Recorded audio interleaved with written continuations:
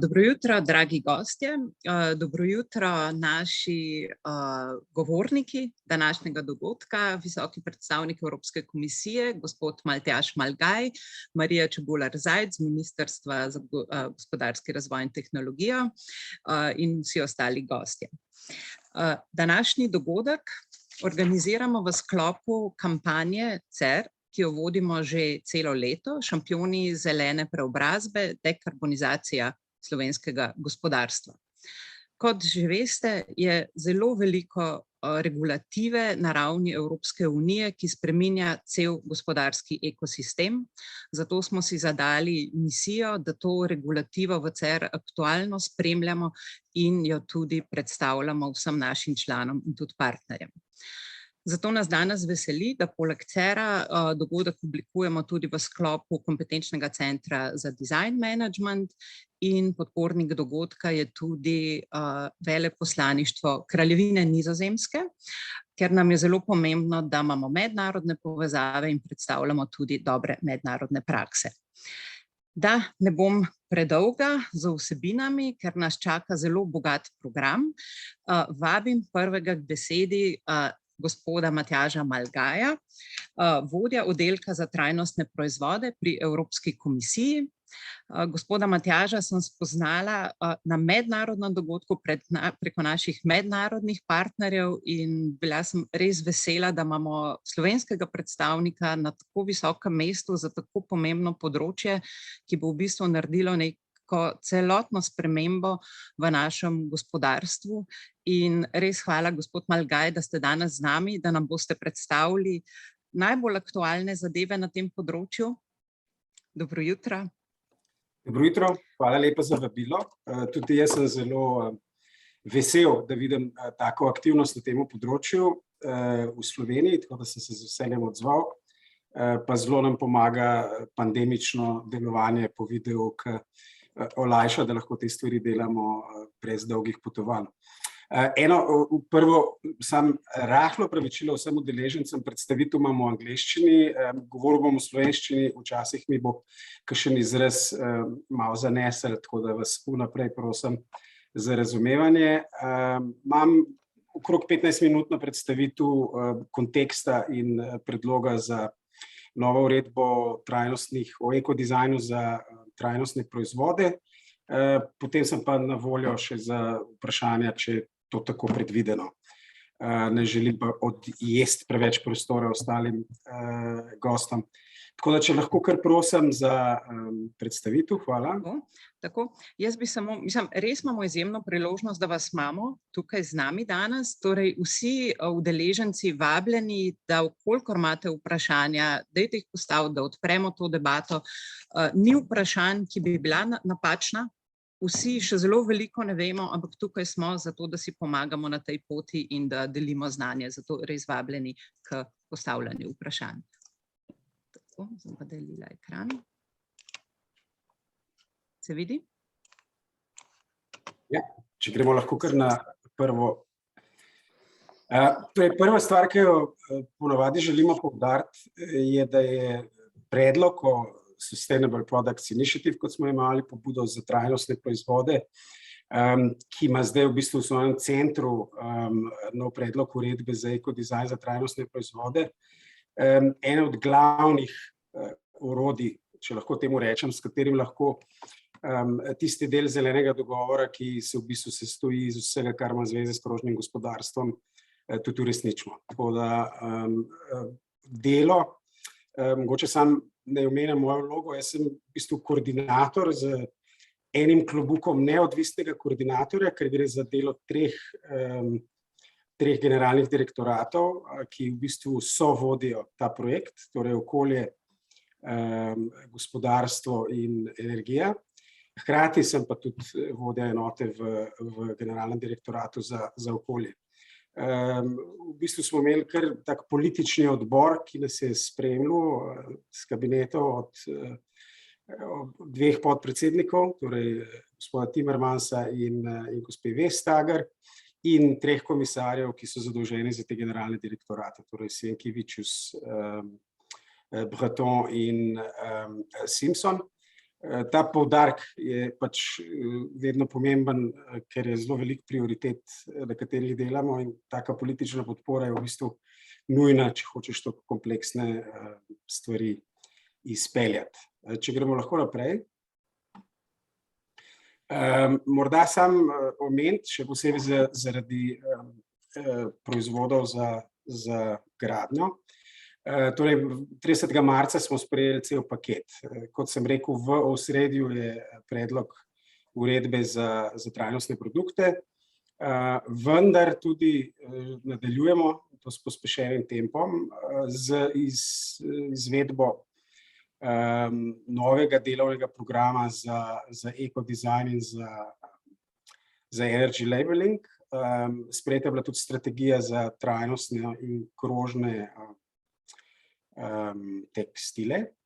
In kar je zelo pomembno za trajnostne proizvode, v bistvu smo sprejeli odločitev, da bodo trajnostni proizvodi, velika večina trajnostnih proizvodov na področju gradbeništva, urejenih v uredbi za gradbene proizvode, vendar z enakimi mehanizmi, z enako stopnjo ambicije in v tesnem sodelovanju z nami.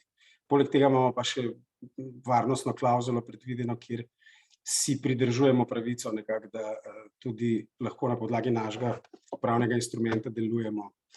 Zadnja stvar, ki bi omenil, ki je zelo pomembna, potrošniki, torej tudi kolegi iz Generalnega direktorata za pravosodje so v bistvu pripravili izboljšave direktive o varstvu potrošnikov, ki tako na področju popravljivosti kot tudi iskrenosti informacij uvaja določene izboljšave. Če gremo naprej. Od zdaj naprej je fokus na uredbi za trajnostne proizvode. Na tej prosojnici v bistvu želimo poudariti, kaj je bil glavni motiv, glavni cilj v bistvu toliko obsežne reforme, kot smo jo zdaj predvideli. Vsi trendi, megatrendi okoljski se kljub v bistvu že dolgoletnim okoljskim politikam, tako evropskim kot državnim in mednarodnim dogovorom, še vedno ne obračajo v pravo smer. En podatek, ki ga zelo pretresljiv, je, da je v bistvu poraba oziroma ekstrakcija naravnih materialov se v bistvu skoraj eksponentno povečuje. In če bi šli z enakimi trendi, kot smo danes, v bistvu v letu 2050 lahko samo sanjamo, 2050 lahko samo sanjamo o doseganju tudi klimatskih ciljev. Druga stvar, ki je zelo zanimiva, še posebej za tiste, ki si mogoče res želite vzeti čas pa pogledati tudi v našo presojo vplivov, smo uporabili koncept planetarnih meja, ki ga verjetno poznate, vsaj večina, sklepam, in študije v bistvu našega inštituta, skupnega raziskovalnega centra, ki v bistvu demonstrirajo, da je evropska poraba, torej poraba v Evropski uniji trajnih proizvodov v bistvu že vsaj v treh mejah presega. To pomeni, samo Evropejci, brez Kitajske, brez Amerike, smo odgovorni oziroma povzročamo kar velik del tudi svetovnih oziroma globalnih vplivov. Tretji cilj, ki še zdaleč ni nepomemben, je pa, da že danes vidimo, da nekatere države, zelo aktivna je Francija, tudi Nemčija, Nizozemska, tudi druge, že sprejemajo predpise, ki v bistvu na državni ravni uvajajo nekatera od pravil, ki bi želeli uvajati na evropski. In to, kot seveda vi še najbolj veste, povzroča težave, ker preprosto se morajo pol podjetja pripravljati za drugačen nastop na različnih trgih in s tem izgubimo v bistvu prednost našega skupnega trga. Tako da je bil tudi ta del zelo pomemben in tudi zaradi tega, kar je še zlasti pomembno, delujemo na pravni podlagi, se opravičujem za žargon, ampak to je zelo pomembno, ker delujemo s pravili notranjega trga, torej s členom 114 pogodbe, kar pomeni, da so pravila neposredno veljavna, ni nobene transpozicije, države morajo samo izvajati pač tržni nadzor in pomagati tudi to predvidimo določenim podjetjem, da se prilagajajo. Tako da to je zelo pomembno in ocenjujemo tudi, da bo dosti bolj učinkovito, kot bi bil pristop skozi direktive, ki zelo verjetno ne bi mogel delovati tako, da gospodarstvo deluje neomejeno in da lahko v bistvu profitira od moči notranjega trga in s tem tudi upamo hitrejše pocenitve stvari, ki so danes pogosto še malo dražje kot netrajnostni proizvodi. Če gremo lahko naprej, prosim. Za tiste, ki že danes delate z zahtevami ekodizajn direktive, pa za tiste tudi, ki ne, samo da pojasnim osnovno delovanje. Kar smo sprejeli zdaj je predlog v bistvu okvirne uredbe. Če hočete, je škatla z orodjem, v kateri predvidimo, kako bomo postavljali prioritete, torej naše tako imenovane delovne načrte, ki so v bistvu seznami produktov, proizvodov, na katerih nameravamo izdajati potem izvedbene ukrepe. In druga stvar je, da potem s temi tako imenovanimi delegiranimi uredbami, ki jih komisija izdaja sama pod nadzorom sveta in parlamenta, v bistvu naredimo za vsako posebej presojo vplivov. Tako da že za to okvirno uredbo smo mogli narediti dosti temeljito presojo vplivov, 650 strani, tak dober doktorat dela. Potem pa za vsak proizvod v bistvu gledamo na številne faktorje, ki vključujejo na eni strani seveda doseganje okoljskih ciljev, na drugi strani pa tehnično izvedljivost, dostopnost potrošnikom in tako naprej. Zaenkrat se to dela v glavnem za proizvode, ki so v glavnem povezani z energetsko porabo, z vsemi številnimi novimi stvarmi, če gremo naprej, ki jih pa zdaj bomo uvajali, bo seveda postalo to delo še bolj kompleksno. Tako da je kar velik izziv, ki se ga zavedamo. In zato tudi nameravamo tesno sodelovati z vsemi deležniki. Jaz imam z ekipo z 3 generalnih direktoratov tako lepo Excel tabelico, zdaj trenutno smo na 61, torej danes je 54. predstavitev, ki jo imamo, odkar smo sprejeli predlog. Torej, pomembne novosti so te, da se premikamo iz reguliranja v glavnem energetsko tistih produktov, kjer je v bistvu energija, poraba energije, elektrike, med njihovo porabo glavni okoljski vpliv na skoraj vse proizvode, kar pa ne pomeni, da nameravamo regulirati na tisoče proizvodov. V bistvu bomo naredili prioritete. Današnja ekodizajn direktiva ima skupaj z energy labelingom, mislim, da 31 proizvodov oziroma skupin proizvodov, ki so regulirani. Torej, mi trenutno predvidevamo, če bomo dobili vse vire človeške, ki jih za to potrebujemo, da bi nekje do leta 2030, to je taka neuradna številka, nekje da bi to vsaj podvojili.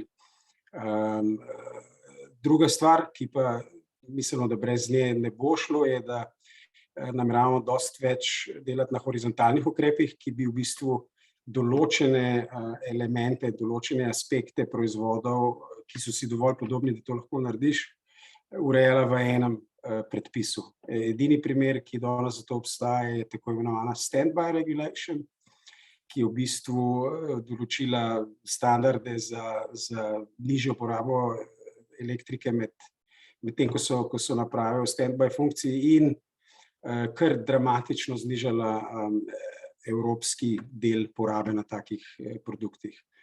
Dve drugi stvari še pač številni nove zahteve, kot sem omenil, ne samo tiste, ki se pretežno ukvarjajo z energetsko učinkovitostjo, kot je to danes, in pa tudi uvedba digitalnega potnega lista za proizvode.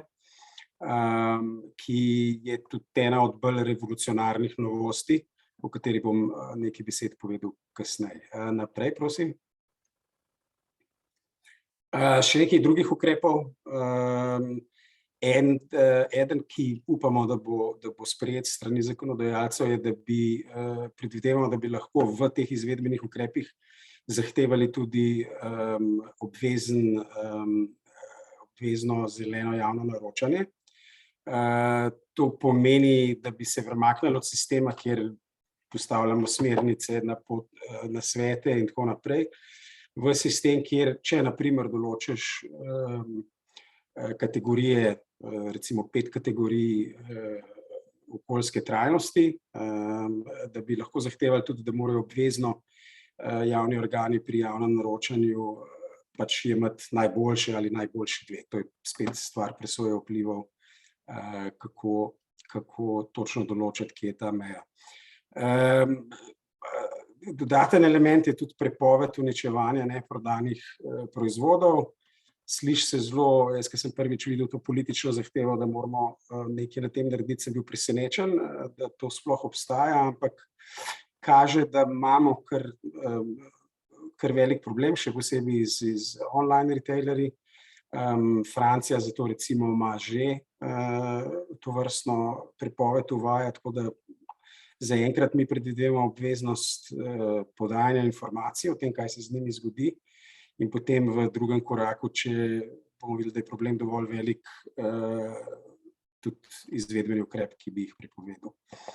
Zadnja stvar, že zdajšnja ekodizajn direktiva ni tako dobro implementirana, kot bi si želeli, še posebej tisti konkurenti, ki jo dobro izvajajo, zaradi tega, ker tržni nadzor ne dela dovolj dobro, tako da imamo tudi številne predloge, kako to izboljšati. Če gremo naprej.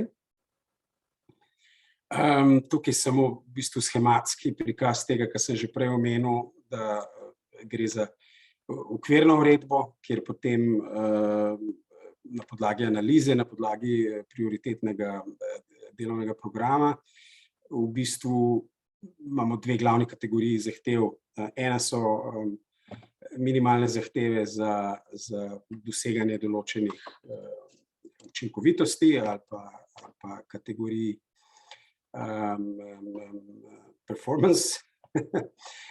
Drugo so pa zahteve za informacije. Nameravamo dosti bolj povečati tam, kjer bo to smiselno, tudi podajanje informacij, ker recimo, naprimer, če bomo imeli okoljski footprint, morda ne bo smotrno, da že v prvi točki določiš, kjer naj bojo benchmarki, ki so doseženi, bi pa bilo smiselno, da dobiš celovit pregled nad tem, kakšen vpliv v bistvu imajo določeni proizvodi, in zato lahko na začetku izdaš zahteve za informacije. Če gremo naprej, prosim.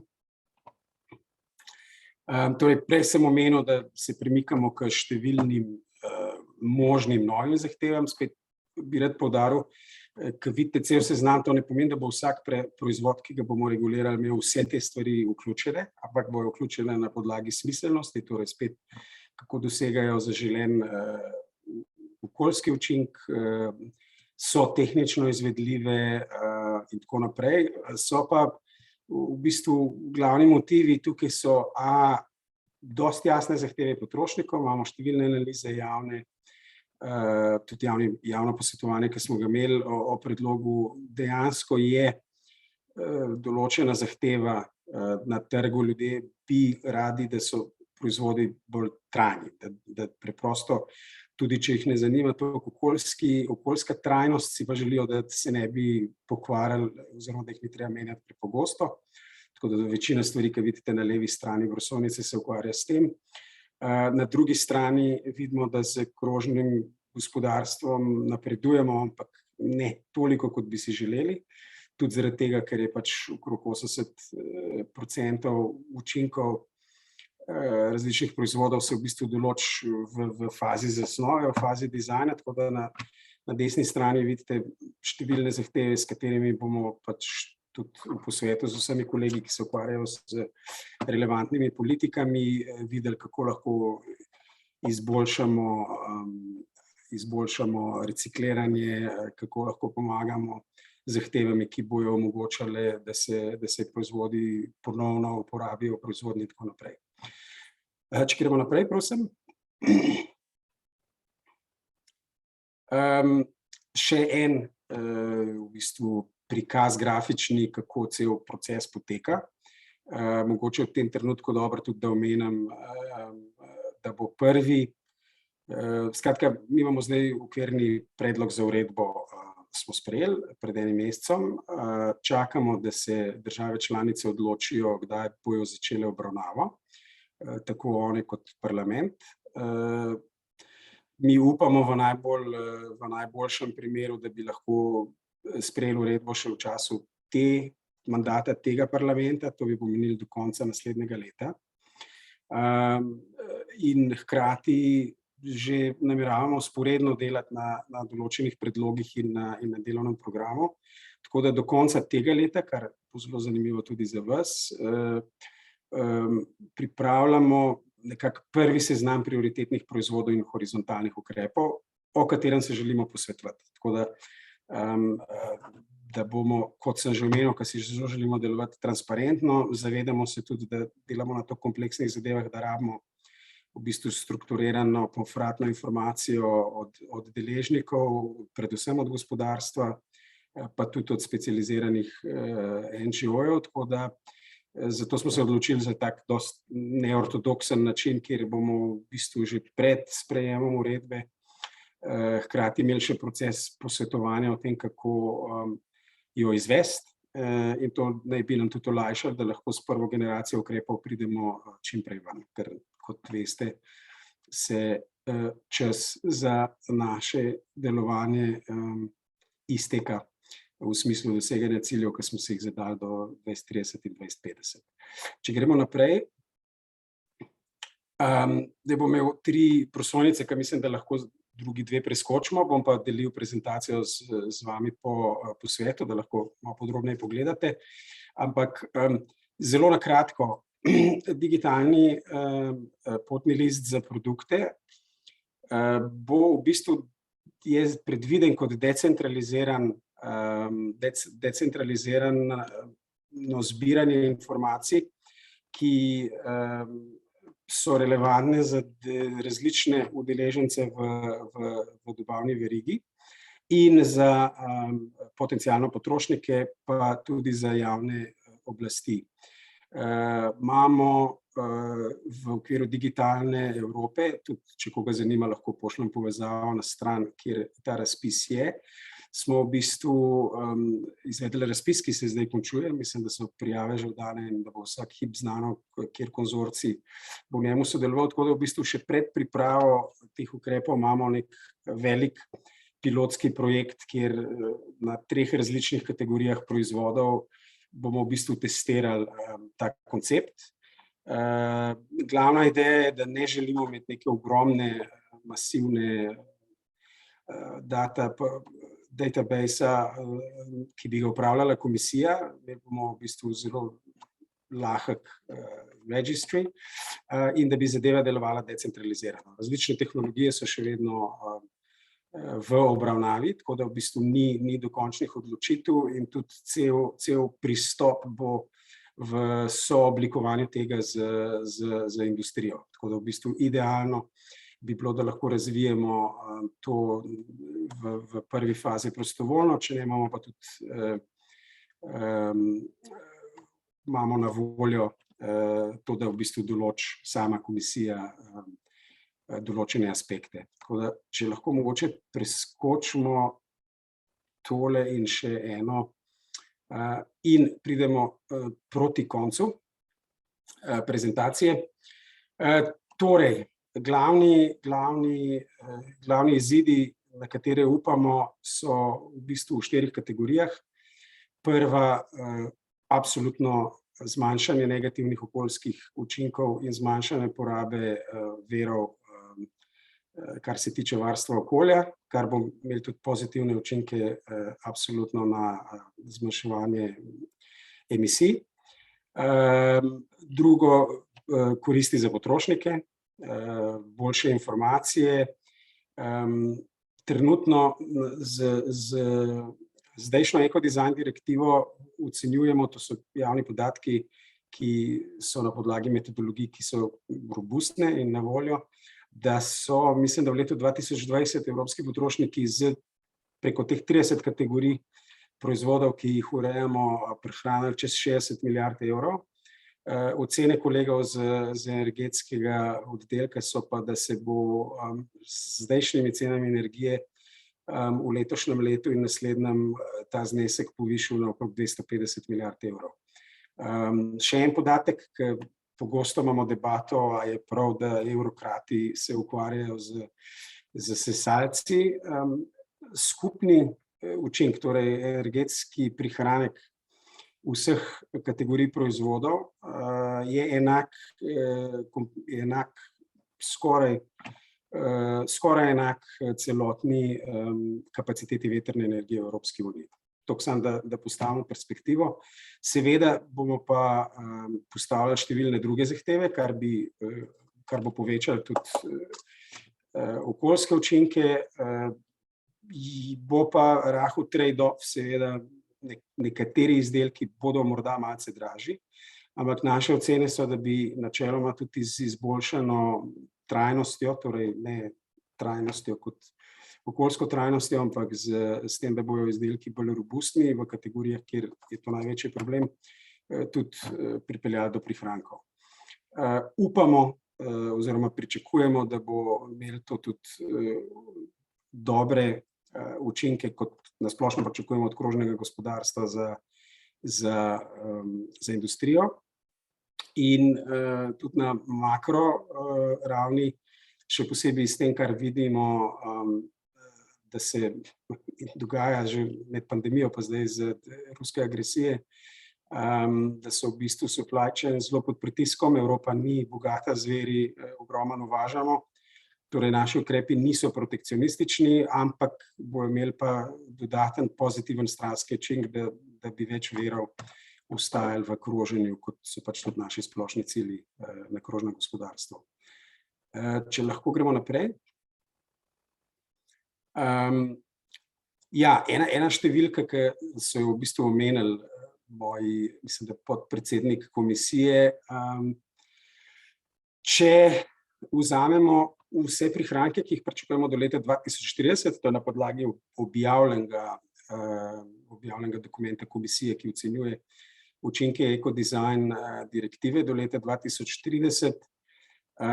V grobem, če preračunamo vse prihranke energije in jih pol prevedemo v kubične metre plina, pridemo nekje blizu do, torej ne govorim o tem, da bomo prehranili plina bomo tudi nekaj prehranili, ampak energije v ekvivalentu nekje celotne ruske dobave v letu 2020. In druga stvar, ki radi omenimo, je, da zdaj, to so tudi naša presoja vplivov pokazala, da v bistvu okrog 2/3 negativnih vplivov, ki prihajajo z izdelkov, ki jih porabimo v Evropski uniji, na področju 3 planetarnih meja, ki sem jih prej omenil, torej toplogredni izpusti, onesnaževanje zraka in izraba virov, bojo prišli hipotetično pod našo novo uredbo. Zdaj pa mislim, da smo počasi že pri koncu. Imam še dve prosojnici o tem, kar sem zdaj že omenil kot prednosti tega, kar že delamo, tako da bi mogoče raje jih kar preskočil. Kot sem že rekel, bomo tole podelili, tako da imate priložnost tudi vprašati kakšno vprašanje, pa upam, da dobite odgovor. Hvala. Najlepša hvala, gospod Malgaj. Ja, en ogromen paket zakonodaje je prišel, ampak očitno ga potrebujemo, da začnemo spreminjati produkte, oblikovanje, navade, skratka naše celotno delovanje. Če nimamo še nobenega vprašanja, ja vidim, da ne, bi jaz 2 vprašanji postavila. To govorimo o produktih, ki se razvijajo, proizvajajo in prodajajo v Evropski uniji. Kaj pa vsi produkti, ki jih recimo evropska podjetja izdelujejo na Kitajskem ali pa v katerihkoli drugih državah, ali pa tuje države, pa mi to, ker Evropa ogromno uvaža, ta konkurenčnost teh produktov potem na našem trgu oziroma pogoji za uvoz. Mute ste, ne slišimo vas? Mute ste. Pardon, sem preveč discipliniran za sklapljanje. Ne, uredba velja za vse produkte, ki jih želiš prodajati v Evropski uniji. Torej, če pridejo iz tretjih držav, v bistvu je carina zadolžena za to, da preverja njihovo ustreznost. Torej, v bistvu je vsem, ki je produkt proizveden. Proizvajalec oziroma uvoznik je dolžen, da poskrbi, da produkt v skladu z temi zahtevami. To v bistvu že deluje danes, saj tudi Ekodizajn direktiva deluje enako. Če proizvajaš pralni stroj v Turčiji ali pa na Kitajskem, če ga želiš prodajati v Evropi, mora ustrezati predpisom Ekodizajn direktive, kar se potem preverja bodisi pri uvozu, bodisi pri nadzoru tržnih organov, plus da je kar pomembna odškodninska odgovornost kogarkoli, ki bi si upal to kršiti. Tako da ja, ta vprašanje konkurenčnosti je bil zelo pomemben, kot si lahko predstavljate, tudi za vse nas. Ukrep ni namenjen izključevanju tretjih držav, je pa jasno, da pričakujemo na podlagi tega, da so evropska podjetja načeloma kar visoko že danes pri tem, koliko so sposobna in koliko si želijo izvajati višje standarde, bi pričakovali, da bi vodili to dirko do vrha, če lahko tako rečem. Hvala za ta odgovor. Pa drugo moje vprašanje, kot sem brala v direktivi, države še vedno imajo tudi svoje določene standarde, kriterije za trajnostne produkte. Torej, če ti v eni državi po nekih standardih, kriterijih si, je lahko tvoj produkt ali produkt ocenjen kot trajnostni, okoljsko ustrezen, mogoče v eni drugi državi ni. A ta direktiva bo zdaj to poenotila? Ja, ta uredba, kot tudi danes Ekodizajn uredba, kot sem omenil prej, deluje na podlagi pravil notranjega trga. To pomeni harmonizirani standardi. Ko bomo izdali uredbo izvedbeno o recimo na primer trajnostnih zahtevah za pohištvo, to sem izbral naključno, potem mora vsak proizvajalec poskrbeti, da njegov izdelek ustreza tem zahtevam in potem lahko prodaja v vseh državah Evropske unije. Nobenega ne sme omejevati, kar pa seveda ne izključuje, da morda ima lahko ustreza določenim prostovoljnim labelom in tako naprej, ampak vsak proizvajalec ima potem pravico prodajati v vseh državah brez kakršnihkoli dodatnih zapletov. Najlepša hvala z moje strani. Sledili bomo, torej do 22. junija je v javni razpravi, so vsi tile 4 dokumenti, ne? In pričakujete v bistvu še povratne informacije, tako kot ste rekel, od različnih organizacij, torej lahko še komentiramo.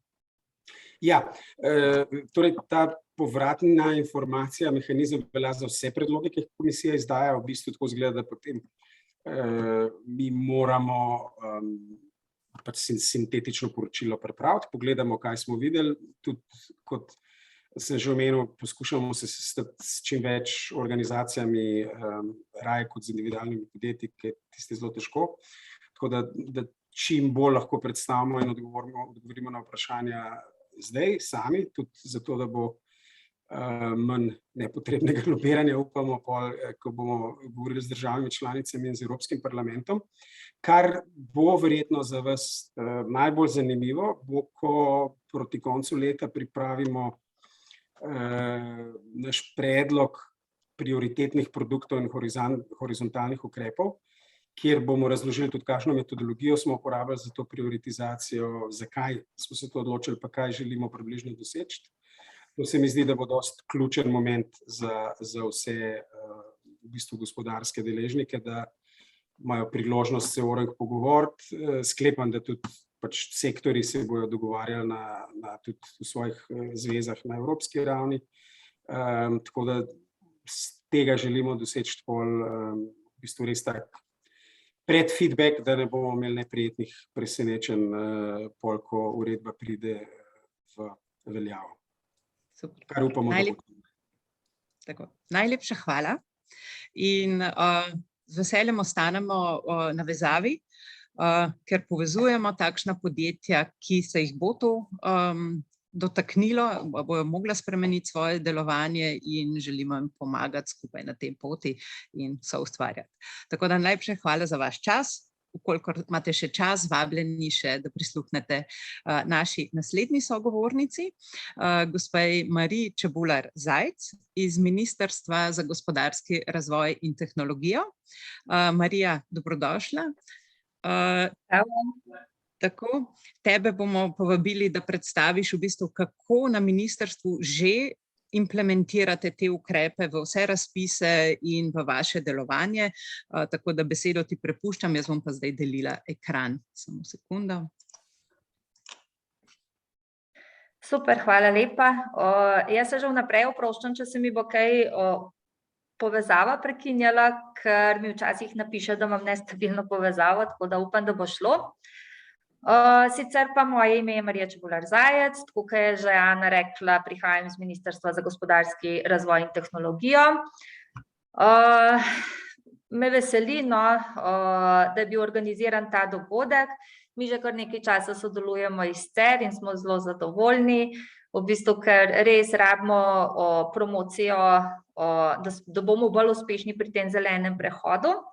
Zdaj, kar se pa tiče tega trajnostnega paketa, ki je bil predstavljen marca, mislim, da 30. marca strani komisije, si pa upam trditi, z mano je tudi sodelavka Natalija Medica, si pa upam trditi, da smo tekom predsedovanja Slovenije tudi mi prispevali delček k temu paketu. Med drugim, recimo že s tem, ko smo v bistvu na začetku predsedovanja.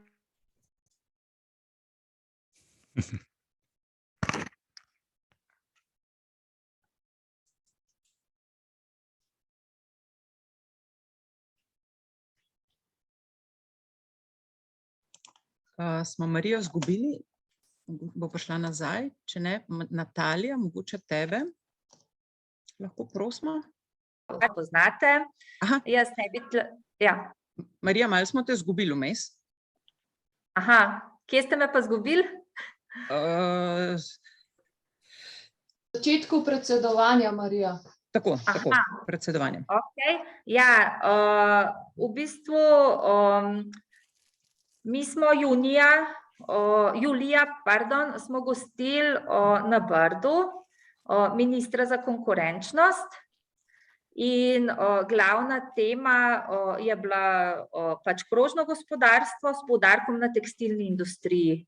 In zdaj je pač strategija za tekstil del tega trajnostnega paketa, ki ga je komisija objavila. Tako da zdaj, kar se tiče evropskega zelenega dogovora, jaz ne bi kaj dosti besed izgubljala tukaj. V bistvu cilj je, da se doseže ničelne neto emisije toplogrednih plinov do leta 2050, kar pomeni, da je potreben energetski prehod. Imamo lani predstavljen zakonodajni paket Fit for 55. Drugi cilj je, da bo gospodarska rast ločena od rabe virov, to pomeni, da prehajamo na model krožnega gospodarstva. In v bistvu ta paket, ki je bil zdaj 30. marca objavljen, je velik del pač teh naših ambicij. In kot tretji cilj je pač, da noben človek in noben kraj ne bo prezrt, to je pa v bistvu gre za pravičen prehod, kar je pa tudi v veliki meri integrirano v te nacionalne načrte za okrevanje in odpornost. Malo bolj kratkoročni cilj, do 2030 je pa, da se pravi, da se zmanjšajo emisije toplogrednih plinov za vsaj 55% v primerjavi z ravni z leta 1990. Kar naprej. V bistvu zdaj tisti je bil evropski kontekst, zdaj pa še naš nacionalni kontekst. V bistvu za gospodarstvo imamo glavno v bistvu krovno strategijo, slovensko industrijsko strategijo 2021-2030, bila je sprejeta lani in v bistvu ta strategija upošteva ali pa zajema ali pa je usklajena z vsemi temi strateškimi dokumenti na EU in na nacionalni ravni in tudi v bistvu s tem finančnim okvirjem, ki se je ali pa se še oblikuje. Tako da kar naprej, Ana. Tako, v bistvu vizija slovenske industrijske strategije je, da se usmerjamo na pot zelenega, ustvarjalnega in pametnega razvoja, se pravi Green Creative Smart. Cilji se ujemajo z evropsko industrijsko strategijo, ki vemo, da poudarja potrebo po zelenem in digitalnem prehodu, ter poudarja tudi pomen strateške avtonomije in večje odpornosti v povezavi z vpetostjo v mednarodne verige vrednosti. Zakaj je to pomembno? Zato, ker vemo, da v krizah ali finančnih krizah, ali kot smo videli zdravstveni korona krizi, ali zdaj krizi zaradi vojne v Ukrajini, prihaja do motenj v svetovnih dobavnih verigah vrednosti, ki se v bistvu kažejo v obliki dražjih surovin, izdelkov in energije, ali pa celo njihovi nedostopnosti, na primer v primeru čipov, magnezija in drugih kritičnih surovin. Kar naprej, Ana. Jaz bi vam pokazala samo en slajd iz OECD-ja, tole smo obravnavali na OECD-ju, ker se zelo veliko ukvarjamo tudi s to temo odpornosti na krize. V bistvu je bila dilema, kaj izbrati, se pravi odpornost, ki sicer dopušča določeno mero ranljivosti, ali robustnost oziroma samozadostnost, kjer pa v bistvu si avtonomen, samozadosten, ampak je pa rezultat manjši. Se pravi, z vidika, ne vem, teh analiz, ki jih je OECD naredil, se ti bolj splača delati na odpornosti, da si čim bolj odporen, da imaš čim bolj, ne vem, diverzificirane trge, tudi krožno gospodarstvo, recimo, da ti surovine recikliraš, to vse prispeva k tej odpornosti na krize. Tako da, Ana, naprej, če lahko. Kot sem že prej povedala, slovenska industrijska strategija 2021-2030 ima 3 ključna poglavja. Eno se nanaša na zeleni razvoj, drugo na ustvarjalni razvoj in tretje na digitalni razvoj. Jaz bom samo poudarila, kaj je bistvo zelenega razvoja. To je prehod v nizkoogljično krožno gospodarstvo. Tukaj zelo dobro sodelujemo s Climate Kikom, imamo tudi Vartapol na koncu dogodka, sem videla. Potem ključno je, da se energetsko intenzivna industrija razogljiči. Tretjič, delamo na trajnostni mobilnosti, tudi preko tega projekta gremo, na primer. In tretje je industrija, poudarek na industriji, temelječi na lesu in ostalih naravnih obnovljivih materialih. Tako da kar naprej. Zdaj, industrijska strategija se že izvaja. Oblikovanih je 61 usmeritev za ukrepe, ki jih pač izvajamo tudi preko načrta za okrevanje in odpornost. Zdaj objavljenih je okoli 15 javnih razpisov z tega razvoja in kar bi jaz tukaj poudarila, točno to, kar je gospod Matjaž Malgaj rekel, 80 do 90% vplivov na okolje se določi že v fazi zasnove izdelka. Se pravi, v bistvu že prav v samem startu, ko ti začneš načrtovati izdelek, storitev, ne vem, investicijo ali pa ne vem, kakršenkoli ukrep, je treba imeti v mislih, kako bo, v bistvu je treba upoštevati načela ekodizajna, ne vem, analizo življenjskega cikla narediti. In v bistvu to mi želimo, da postane praksa. Se pravi, da je izdelek krožen in digitalen že v osnovi, po dizajnu. In v bistvu, če je pred leti v EU bilo zelo izpostavljeno pravilo, pomisli najprej na male, se pravi, da se mala in srednja velika podjetja ima v mislih, ko se sprejema ukrepe. Zdaj želimo, v bistvu vsaj v nacionalni zakonodaji, da se najprej pomisli na zeleno, ustvarjalno in pametno.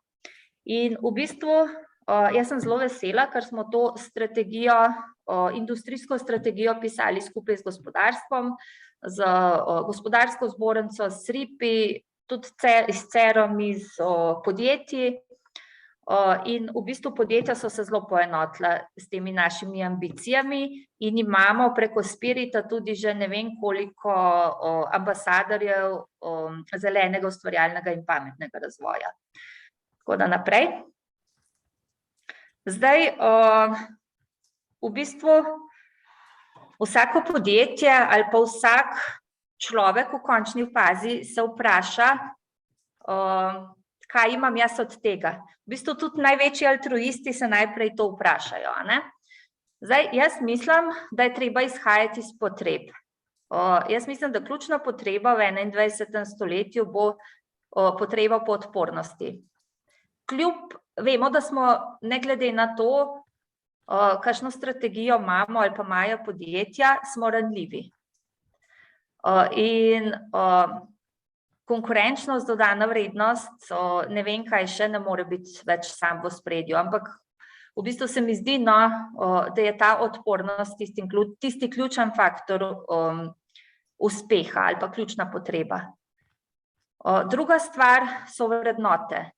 V bistvu trajnostni razvoj mora zajemati vse 3 komponente, se pravi sociala, okolje, governance, ne, pa tudi upoštevati, mislim, podjetja ali pa delodajalci ali kdorkoli mora upoštevati tudi osebne vrednote zaposlenih. In vse to lahko privede v končni fazi tudi do dobička. Dobiček ni in ne more biti edini cilj. V 21. stoletju žal ne. Tudi, mislim, jaz si ne želela delati pri delodajalcu, katerega edini cilj bi bil dobiček.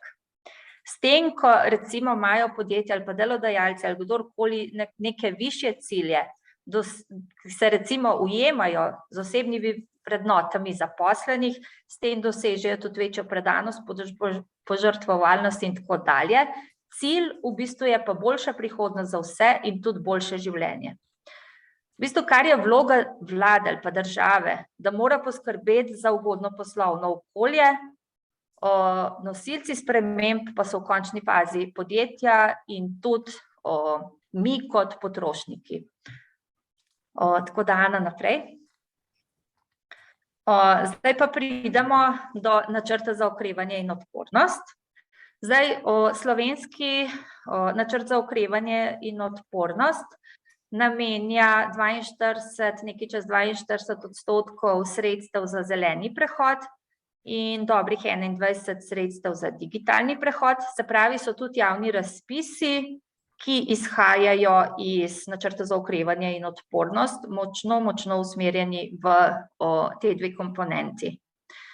Osnova, na kateri se gradi, je tako imenovana uredba o taksonomiji. Ta uredba ima 6 okoljskih ciljev, in sicer blažitev podnebnih sprememb, prilagajanje podnebnim spremembam, trajnostna raba ter varstvo vodnih in morskih virov, prehod na krožno gospodarstvo, preprečevanje in nadzorovanje onesnaževanja ter varstvo in ohranjanje biotske raznovrstnosti in ekosistemov. Kar naprej. Se pravi, ta uredba določa, naj EU in države EU pri odločanju, ali je gospodarska dejavnost okoljsko trajnostna, uporabijo naslednja merila. Dejavnost naj bistveno prispeva k enemu ali več od teh 6 okoljskih ciljev, da naj ne škoduje bistveno nobenemu od teh okoljskih ciljev, da naj se izvaja v skladu z minimalnimi zaščitnimi ukrepi in da naj izpolnjuje tehnična merila za pregled. V bistvu in načela iz te uredbe so močno integrirana tudi v nacionalne načrte za okrevanje in odpornost. V bistvu vse naložbe, vsi ukrepi, še malo nazaj, Ana, vsi ukrepi bodo morali izpolnjevati ta pogoj, DNSH kratica, da se ne škoduje bistveno nobenemu od teh 6 okoljskih ciljev. Kar naprej. To je v bistvu pogoj za naše ukrepe, hkrati pa imamo še merila. Se pravi, mi v naših razpisih merimo prispevek k zelenemu prehodu.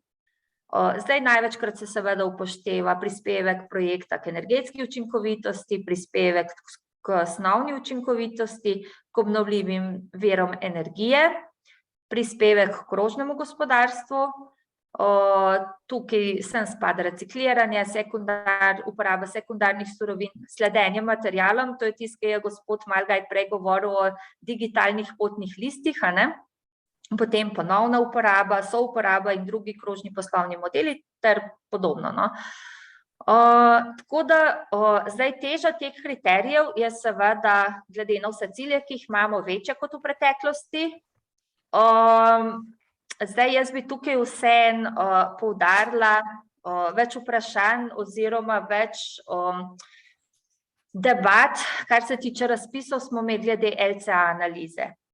Mi imamo v bistvu odprt voucher za LCA analizo življenjskega cikla in moram reči, da sem malo razočarana, ker je bilo do zdaj samo 6 prijav.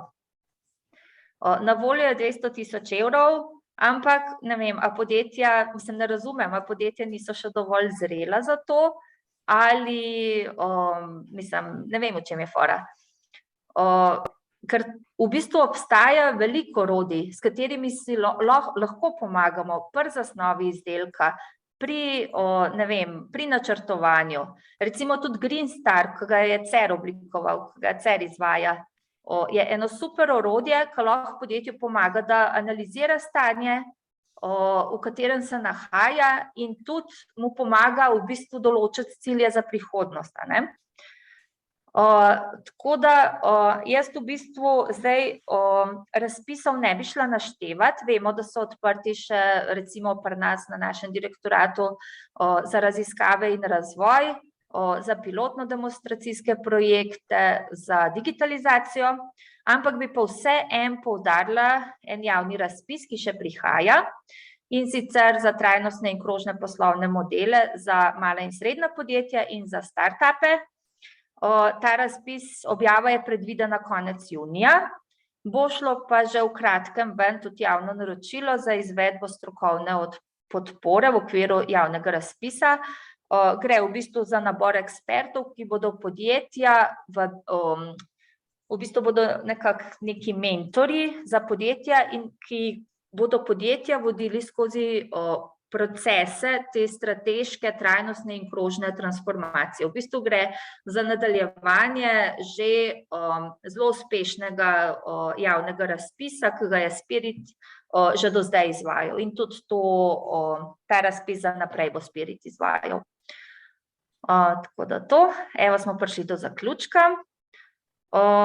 Zdaj jaz za zaključek bi mogoče rekla, da digitalizacija in krožno gospodarstvo v bistvu nista končna cilja. Digitalizacijo lahko razumemo kot orodje, nizkoogljično krožno gospodarstvo pa kot metodo za v bistvu svetlejšo prihodnost in boljše življenje vseh nas. Tako da mogoče za na konec še izrek, humanity is best when the challenges are the greatest. Toliko, hvala. Hvala, Marija, za to predstavitev. pogled, kako se na ministrstvu lotevate zelenega prehoda, ki je res sistemski, obsežen in bo verjetno še bolj obsežen v nadaljevanju. Dobili smo en komentar na LCA, smo slišali tvoj bolečino, da je bilo danih 6 prijav. Komentar je bil, da ni LCA strokovnjakov in da mala in srednja podjetja ne potrebujejo teh poročil, ker v bistvu sledijo. Torej, to res niso obvezni dokumenti, jih pa lahko podjetja jemljejo kot usmerjevalce. Jaz bi tlele rada komentirala. Spirit ima objavljeno bazo strokovnjakov, notri v tej bazi je 6 ali koliko, že kaj več, okoli 6-7 strokovnjakov, ki so res najboljši strokovnjaki v Sloveniji na tem področju. In v bistvu res lahko pomagajo podjetjem pri tem. Zdaj, mi smo LCA analizo vključili tudi v določene razpise, na primer RRI, s tem, da tam zahteve niso tako stroge, pač držati se morajo metod, ni pa nujno, da izberejo za analizo točno te strokovnjake, čeprav jaz bi vseeno priporočila, da jih. Mislim, če drugega ne, če ima podjetje kvalitetno izdelano pač to analizo življenjskega cikla, lahko pač opredeli te se pravi, okoljske vplive že pri zasnovi proizvoda, to je korist. Kot drugo, postransko korist bi jaz rekla, pa pridobi kakšno dodatno točko na naših razpisih. Hvala Marija za ta vpogled.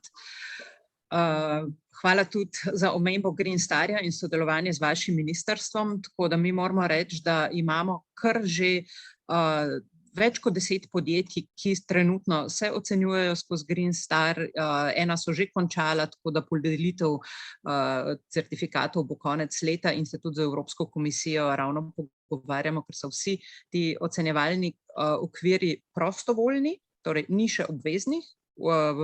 Prejšnji teden so bili objavljeni standardi Evropske komisije za trajnostno poročanje, ki pa naj bi bili v veljavi prihodnje leto, ampak seveda vsa podjetja ne bodo šla brati velikih količin tekstov, zato smo se odločili, da na tej poti pomagamo z Green Starjem in strnimo to v en tak uporabniku prijazen digitalni pripomoček.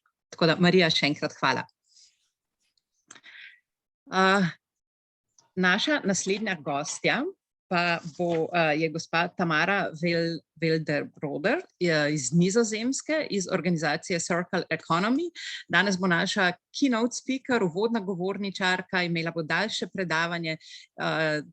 Circular Economy je res izjemna organizacija, razvijajo izjemne dokumente, analize, priporočila in sodelujejo z dobrimi praksami podjetij in jih seveda tudi jim pomagajo na tej poti. So, Tamara, thank you for being with us. It's our pleasure that you will present a broader scope of work, what you do, and best practices, so we get the idea how generally, globally, circular economy is going forward, and especially what the best Dutch practices you can present to us. The stage is yours. Great. Thank you for this introduction, even though I'm not 100% sure what you said in Slovene, but I heard circular economy, so thank you for that. Let me present my screen indeed. And as a sanity check, do you only see a slide that says circular economy? Yeah. Yes. Perfect. Even after more than 2 years of doing a lot of presentations online, I still make mistakes sometimes. So good morning. And again, thank you for inviting me to speak to you today.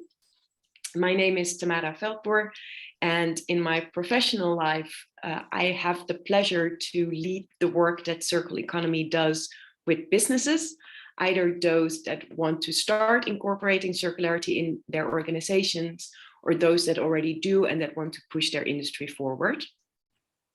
Now, how we do that and what that could look like in practice will be the topic of my story today. after a brief introduction of myself and also of circular economy. So on a personal note, I've worked for circular economy for over 3 years now. Before that, I worked at Accenture as a management consultant, and before that at Deloitte in financial advisory. So I very much have the business background, but always had the ambition to work in sustainability. So it was a perfect match when I could bring in my advisory expertise and then work for an impact organization that is called Circular Economy. I live in Amsterdam in the red light district. And what I'm doing personally to make my own life a bit more circular is that I run a hotel with as very special guest worms. So basically they compost my fruit and vegetable waste and turn that into compost that I can use in my garden. Now, and a book that I'm reading currently is The Influential Mind, because if there's also one thing I'm learning more and more, to also make it specific to the circular economy, we can share a lot of knowledge and best practices, and that's important. But in the end, it's also about how do you tell your story? How do you get people on board? What is the emotion, and how can you influence well, people in your personal environment or in your professional environments, in the organizations we work with, to figure out how to change their practices. Now, then on to circular economy, and I think you already got a brief introduction to our company, but then to elaborate a little bit more. So we are a global impact organization, and we say that because even though we are relatively small, so 50 people based in Amsterdam, we have a very international team with more than 20 nationalities, and we work with businesses, cities, and nations around the world with the attempt to create and provide practical and scalable solutions to put the circular economy into action. Because in the end, our vision is an economic system that ensures that the planet and all living beings on it can thrive. Now, we are on a mission to double global circularity. And why do we say that? Well, because our research shows that if we double circularity, we can reduce global greenhouse gases by around 39%, reduce resource consumption by 28%, but perhaps most interestingly, and a goal that most people will have heard about, is to stick within the 2-degree limit of the Paris Agreement. Now, as mentioned before, we work with businesses, cities, and nations to provide practical and scalable solutions. We've been doing that for a little bit over or close to 10 years. And I think it's close to 10 years because we didn't have a celebration yet. And as you can see here, these are some numbers to show the work that we have done thus far. And how we do that and with what focus is that basically we're organized across certain thematic areas. So for example, where I mostly work with businesses to help them develop their strategies. I also have colleagues who have very deep knowledge in the textiles industry. So working with fashion brands, but also with textiles recyclers to make that value chain circular and eliminate the, let's say, the clothing mountain waste. But also the finance team, who work with all financial stakeholders that are needed to mobilize capital towards the circular economy. The built environment, which of course also has a huge material footprint, but not only thematic areas, we also have, as we say, cross-cutting expertise. So for example, the Circular Jobs Initiative. So how do we make sure that the transition to a circular economy is fair and just for everyone? And also circularity indicators. So how do you measure and monitor that we're going in the right direction? And I will go a bit deeper into measuring circularity today as well. Now, also as a core tenet of the circular economy, well, as it nicely states here, we believe in collaboration over competition. There's many players active in this field, and this is a selection of the few that we're working with. Some of them might be familiar to you if you're a little bit knowledgeable about the circular economy already. So for example, the Platform for Accelerating the Circular Economy, which brings together public and private stakeholders, well, the World Economic Forum, but also, for example, systemic also a impact-driven consultancy that we also will soon start working with. And then specifically on businesses, this is a selection of the companies that we've worked with. So it goes from the big global multinationals such as Philips and Dell, but we also work with more smaller entrepreneurs such as, for example, Fairphone. I don't think that their logo is on here, but I will also talk about Fairphone as a case study later on in case you haven't heard about them. Now, realizing that I'm going to speak for probably half an hour or so, and before going into the content, which as mentioned, should be filled with examples to inspire you to get going, I would first like to ask you a question, and that is basically, what would you call circular in your context? So what are the words or companies or examples that spring to mind when you think about the circular economy? And that can be both in a private or in a professional context. And specifically, I would like to invite you to take a moment to also write this down, and whether you use traditional pen and paper, if you have that laying around, or if you maybe want to type something on your laptop. Because what the idea is with this question is basically, there's no right or wrong answers, and I'm also not going to specifically ask you to speak, but it's mostly to get you going on this topic, and to probably make you realize that you either know more than you already think, or maybe even that you're already practicing the circular economy yourself. And the other and final motive that I had in mind, it's also important to keep you engaged and awake. And well, if you write things down, what I remember from being a student is that it's easier to still recollect information at a later point in time. Now, I hope that you're now actively writing down whatever springs to mind, but specifically for today, because as I understand, I have a business audience, and regardless of the size of your company or the sector or industry that you're working in, you have a role to play. And as you most likely already know about the theory of the circular economy, which is relatively simple, by designing out waste and pollution and keeping materials and products in use and regenerate the materials that are being used, it's most interesting, of course, to see how you can put that into practice. How can you make it specific to your own context? Because that is also where the complexity comes in. It's easy to speak about it at a high level, but then what does it mean in my context? What does it mean in your context? What does it mean if we work together? So there will be two things that I will be talking to you about today. So the one thing is about measuring circularity. How can you understand your starting position? How can you create a baseline, and how can you understand what your ambition and goals should be, and monitor and progress how you're getting there? And then the second one that we normally focus on when working with our clients or partners is to envision your future state. So what does circularity look like in your context 5, 10, 20 years from now, so that you have that vision to navigate towards? I will start with measuring circularity, and this will just be an overview because it's a quickly evolving landscape. There is also still quite a lot of discussion and dialogue ongoing on exactly how to measure, what are good metrics, and it's also the how do you say that, difficulties of collecting the data, which is also something that is still very, very present. But at least many companies and organizations are at least starting to get moving, because that's also important. Get started directionally, we know where we have to go.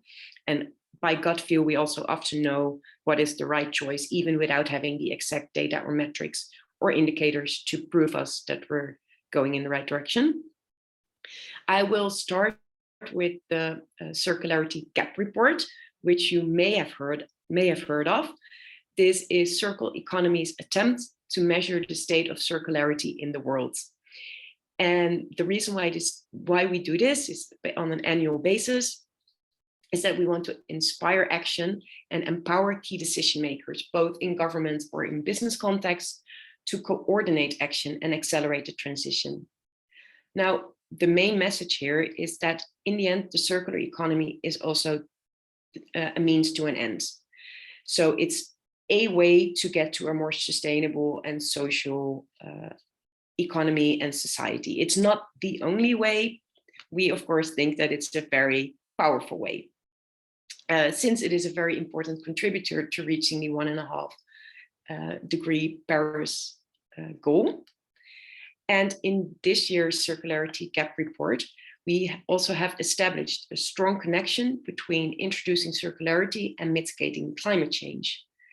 This is because material handling and use, so this is the combination of all production and consumption activities to meet material related needs of consumers. So for example, our housing needs or our mobility needs and our nutrition needs, that all this material handling and use accounts for around 70% of greenhouse gas emissions. Now, if you are familiar with the GAP report, you may have seen this, the left number come across. So we estimate that the world is 9% circular. Well, I'm not per se a global circularity metric specialist, but in short, what this means is that we estimate that currently only 9% of all the materials that enter an economy make their way back via recycling. Now, we also make this more specific on a country level. So we've done circularity gap reports for the Netherlands, Austria, Norway, and recently the one for Sweden was launched. And here we create the scope of a country and then determine what are the main industries or sectors that they can focus on. So we also make sure that we identify and contribute solutions. So how can, in this case, the country become more circular?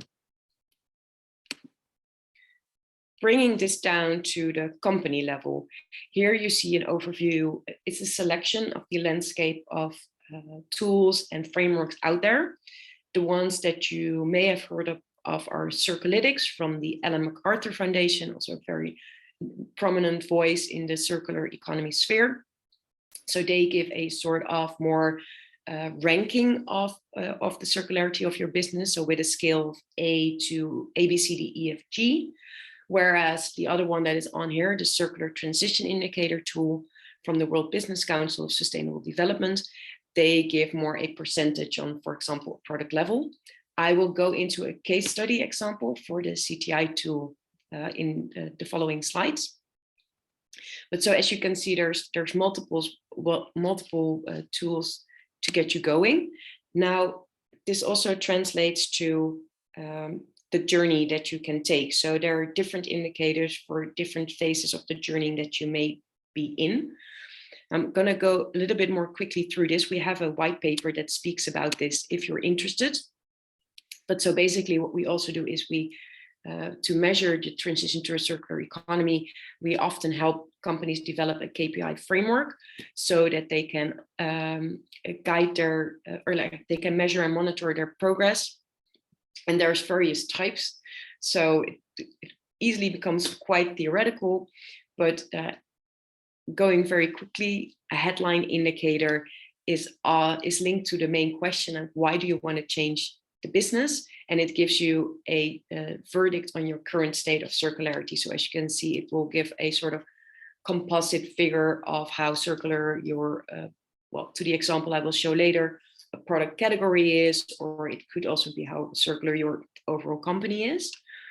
But then if you're navigating towards that headline indicator, which is something that is more a lagging indicator, then you will also have the performance indicators that are more specific on what you should change within your value chain or within your process. So for example, the recycling rate that is currently in place for your products, or also what is the share of secondary resources that you already use. Now, these two axes come together in this overview, so where we map the various tools and which one we think is most suitable depending on where you are on the journey. making this specific, I'm going to zoom into the CTI tool. So this is the Circular Transition Indicator Framework developed by the World Business Council for Sustainable Development, together with KPMG and also with the input of many companies. Now, it is a methodology that can help you measure how, what you can see here on the screen is it says how circular your category is. This you can replace with your company or a product assortment or even one specific product. And basically it asks you to have a look at the material that flow into your company or product, where there is an estimate of the circular inflow. So are the materials made from recycled content or from regenerative content, and that should be sustainably sourced. So for example, FSC certified wood or recycled plastics. And then it also looks at the material outflow. So that is an estimation of the recycling rates of your product based on, for example, country level averages. Or if companies really know if they can track where their products go at the end of life, then of course that could also be based on actual rates. Now, the idea is that if you have these insights, that you can also monitor, you can set targets and also monitor and improve year on year. So as mentioned before, as Circular Economy, we work with businesses. So this is an example of the work we do with Action. That is a retailer, a discount retailer, and they have stores across Europe. I'm not sure if they already are in Slovenia, but I know at least that they recently started also in Italy, in Spain, Poland, Germany. They opened their 2000th store. And for the last 2.5 years, we have accompanied them on their journey towards circularity. Now, neither for them nor for us did it come as a surprise that as a retailer, their biggest impact, environmental impact, is with their products. So therefore, we also decided to take a category and product specific approach to assess how circular they are and also to determine how they can become more circular. So for that, we have developed a 5-step process. And even though this is now tailored to the retail context, in the end, what we learn in working with businesses, it often comes down to a few things. One is develop a process to have a systematic approach to becoming more circular, and set up a KPI framework so that you can set targets and monitor if you're going in the right direction. But the process is just as important, because in the end, as mentioned before, it's also about how do you influence and onboard all the relevant stakeholders, whether within or outside of your company. Now, this 5-step process for Action, and it is at least probably replicable for other retailers, is to start with collecting and analyzing data. Then, so in this case on their products, then prioritizing, because it's especially for them with a huge assortment, you cannot change everything. That's also not needed. Focus on those products where you can make the biggest contribution to a better circularity score in this case. Categorize these products so that you can figure out the most impactful strategies to apply. Then if you know what product lifecycle archetype your product has, you can identify the right strategies to apply. And finally, it's of course about the implementation. So in their case, working with suppliers and also figuring out how consumers use their products so that, for example, lifetime can be extended. I'll zoom into a couple of these steps to show you some of the frameworks and tools that we have developed to help the Action buyers incorporate circularity into their day-to-day activities. So starting with prioritizing the products. So what we have done in the case of Action, because they have such a broad assortment, we said per category, focus on your top 50 products, and top 50 based on the revenue share and the volume share as an approximation. And then on the circular side, so with the CTI tool, they've reached out to suppliers, and we've made estimates about, for example, the recycling rates to determine the circularity score per product, which if blended, we could map on this matrix. So with this matrix, we enable them to focus their attention on the top left corner, so the so-called change quadrant, where we say, if you focus on those products which have a high importance for you from from the revenue and volume share perspective, and then that currently have a low circular maturity, if you focus on making those products more circular, moving them to the keep quadrant, then that will have a positive contribution to your environmental impact, and of course also to their business. Now, once they then have mapped these products in the change quadrant and understand where to focus, the next step is to zoom into the product and to determine what kind of product life cycle archetype it has. So basically what we say is the strategy that you have to apply to making a product more circular will depend on what the product is intended to do and how it will be used. So this is a very rough classification. A product that flows is a product that is used for less than a year. Products that last are used for longer than a year, and products that dissipate are basically consumed during usage. Well, if you then combine that with strategies you can apply, we've created a matrix that can help these guys, the buyers, identify what can I do on the intersect of product design with applying a narrow strategy, which is basically using less materials to deliver the same functionality with your product. And then finally, turning that into a product passport that can help them monitor and determine the priorities to apply to increase the circular inflow of their product and also the circular outflow. Another example of determining where to start and how to go about measuring your circular baseline is to create a value chain overview of your organization. So not just zooming into your own company boundaries, as we call that, but also looking upstream all the way to material extraction and then all the way downstream to the end of life outputs.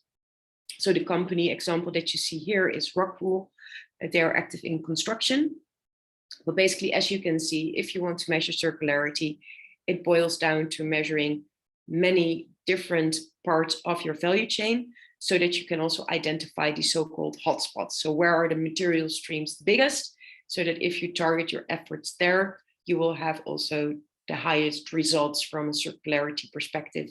And then assuming that it goes right, if you improve your circularity, you will also have, for example, lower greenhouse gas emissions or less biodiversity loss, depending on what industry you're active in.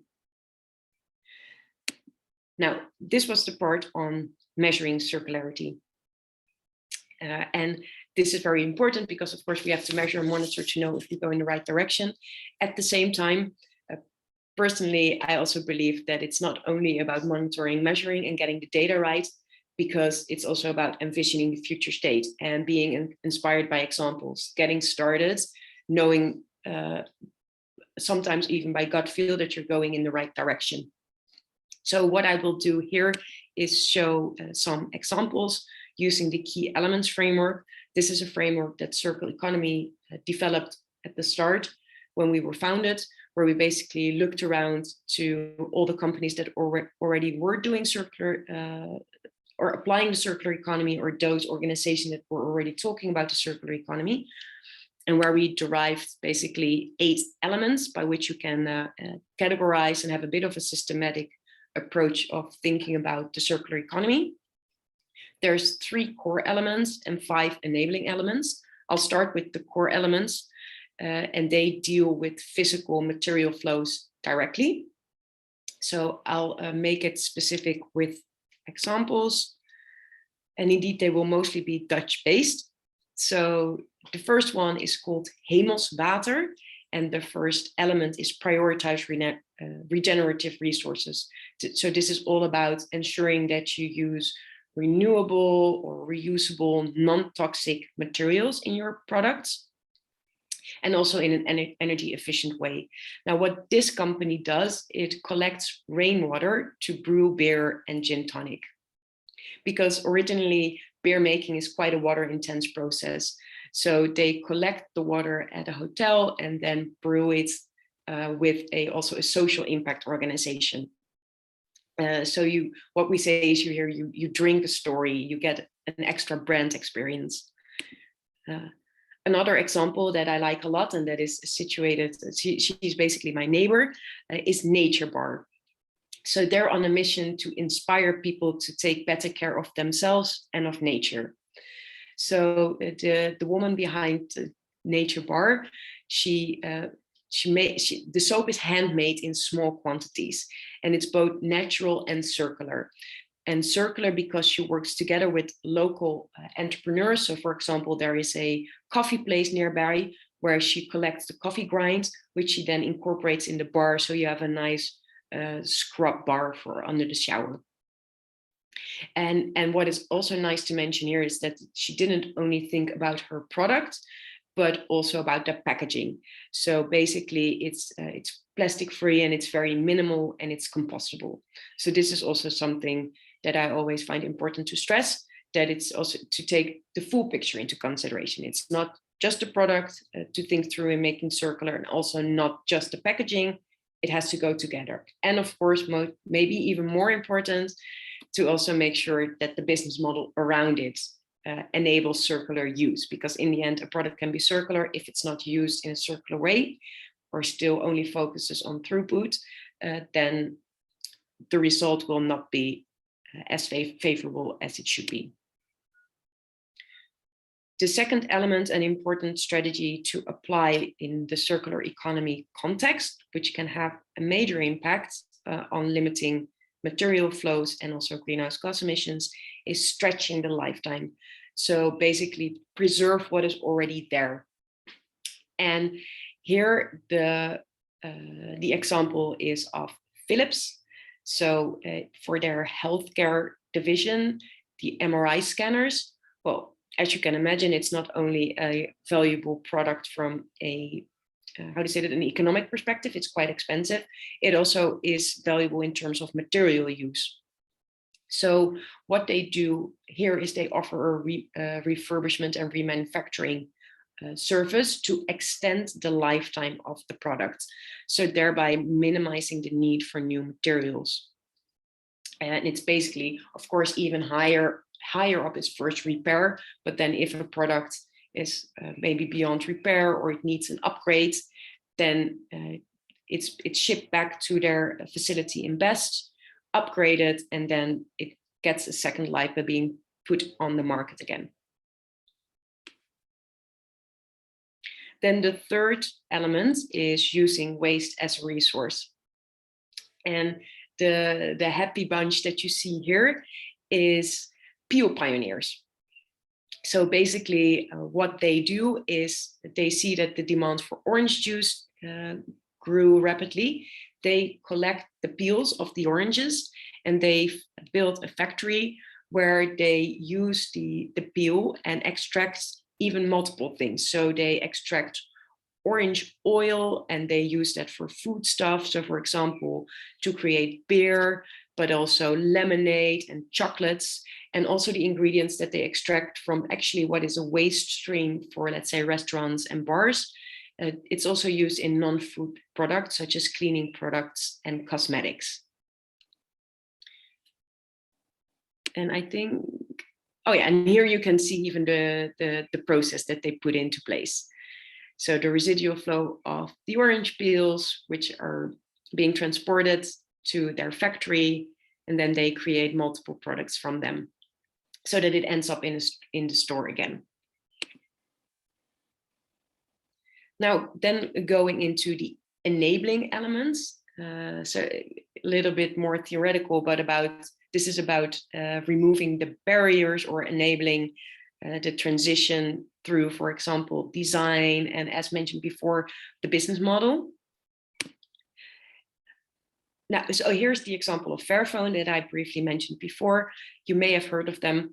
So basically what they do, a well-known issue with mobile phones is that they're not designed for modularity. So basically, if in 1 or 2 years, your phone is no longer, the operating system is no longer up to speed, what you have to do is often replace the full phone. Or if your screen breaks, then it's sometimes easier to go for a new phone than to get the screen replaced. Now, Fairphone has solved this riddle by, from the start, building a phone that is modular in design. So if the battery at one point runs out, you don't have to get a new phone, you just order a new battery.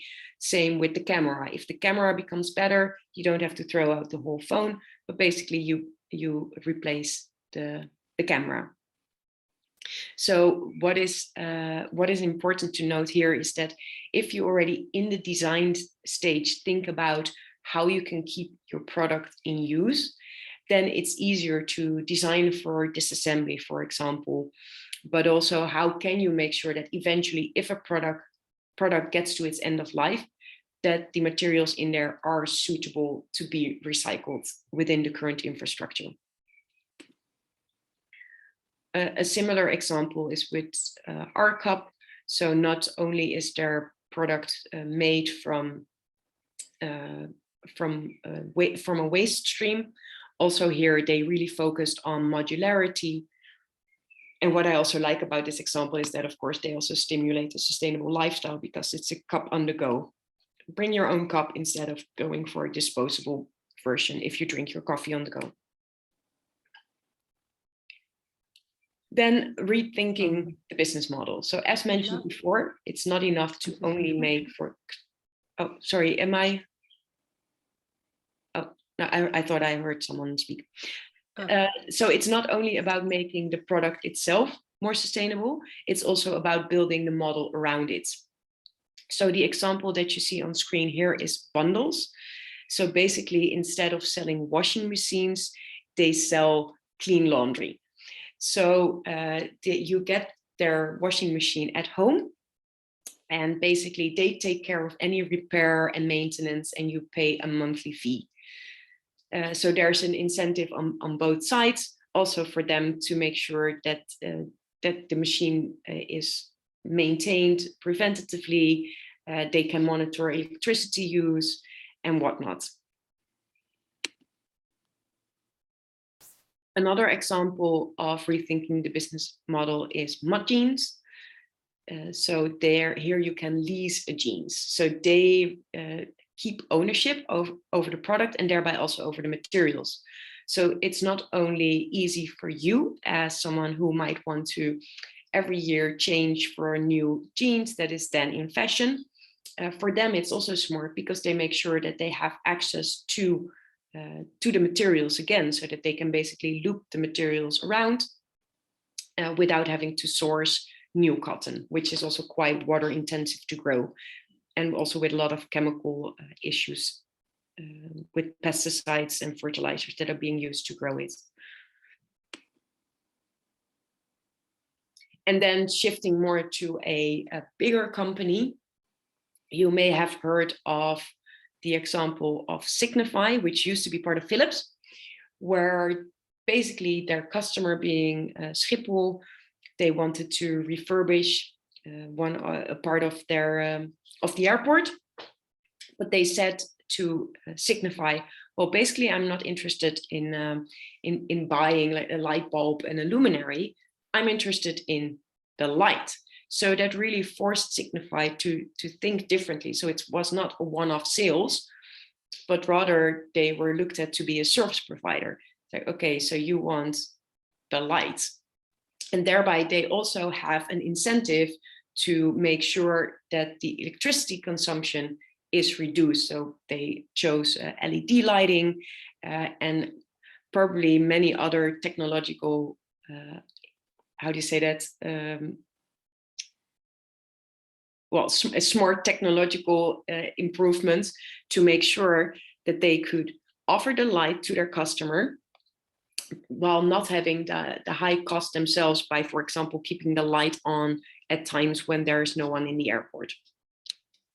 And the benefit for Schiphol is that it takes all the things off their mind in terms of maintaining the lights and reducing their environmental impact.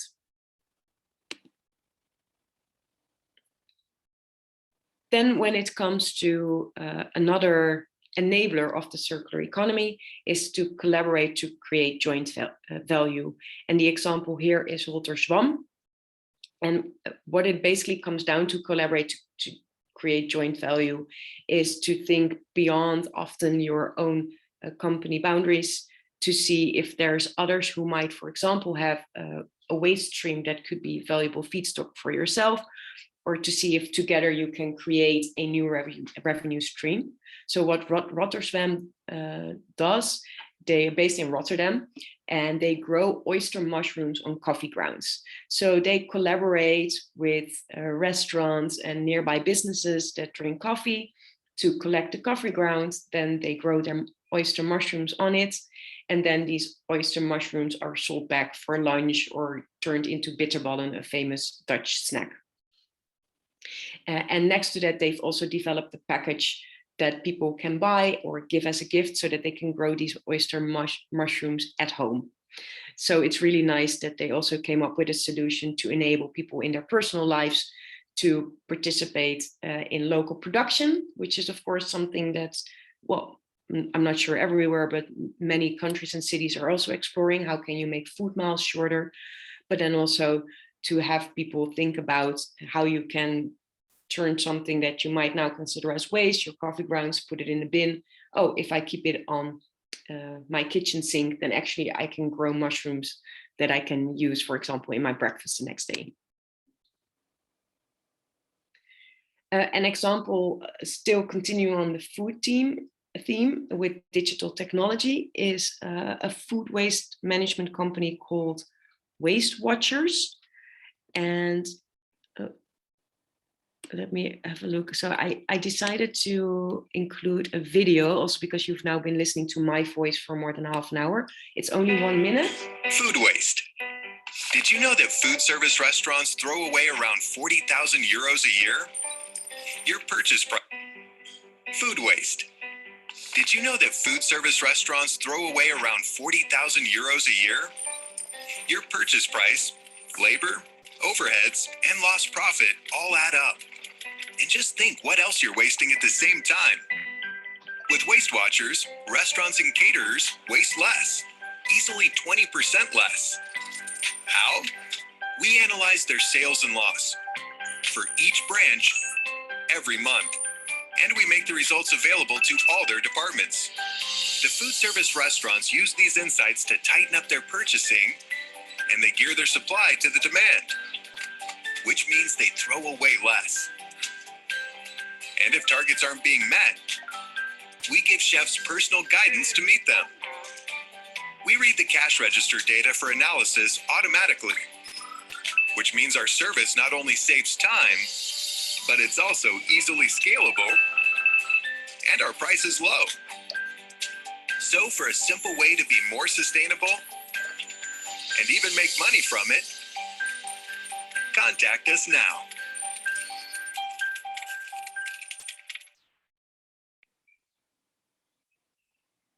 So personally, this is also one of my favorite examples, if only because the biological or food waste streams are a major impact area that where many gains are to be made if more circular solutions are put into place.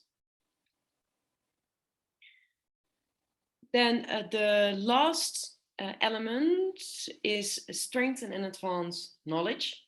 So it's not only about making a product design more circular, it's also about and collaborating to create joint value. It's also about sharing knowledge. So the Capital Equipment Coalition is a group of 10 companies in Europe and 5 in North America, where in Europe, circular economy is the facilitator, where companies work together in a pre-competitive environment. So they each made public statements and they have quite ambitious targets that they set for themselves on the circular economy.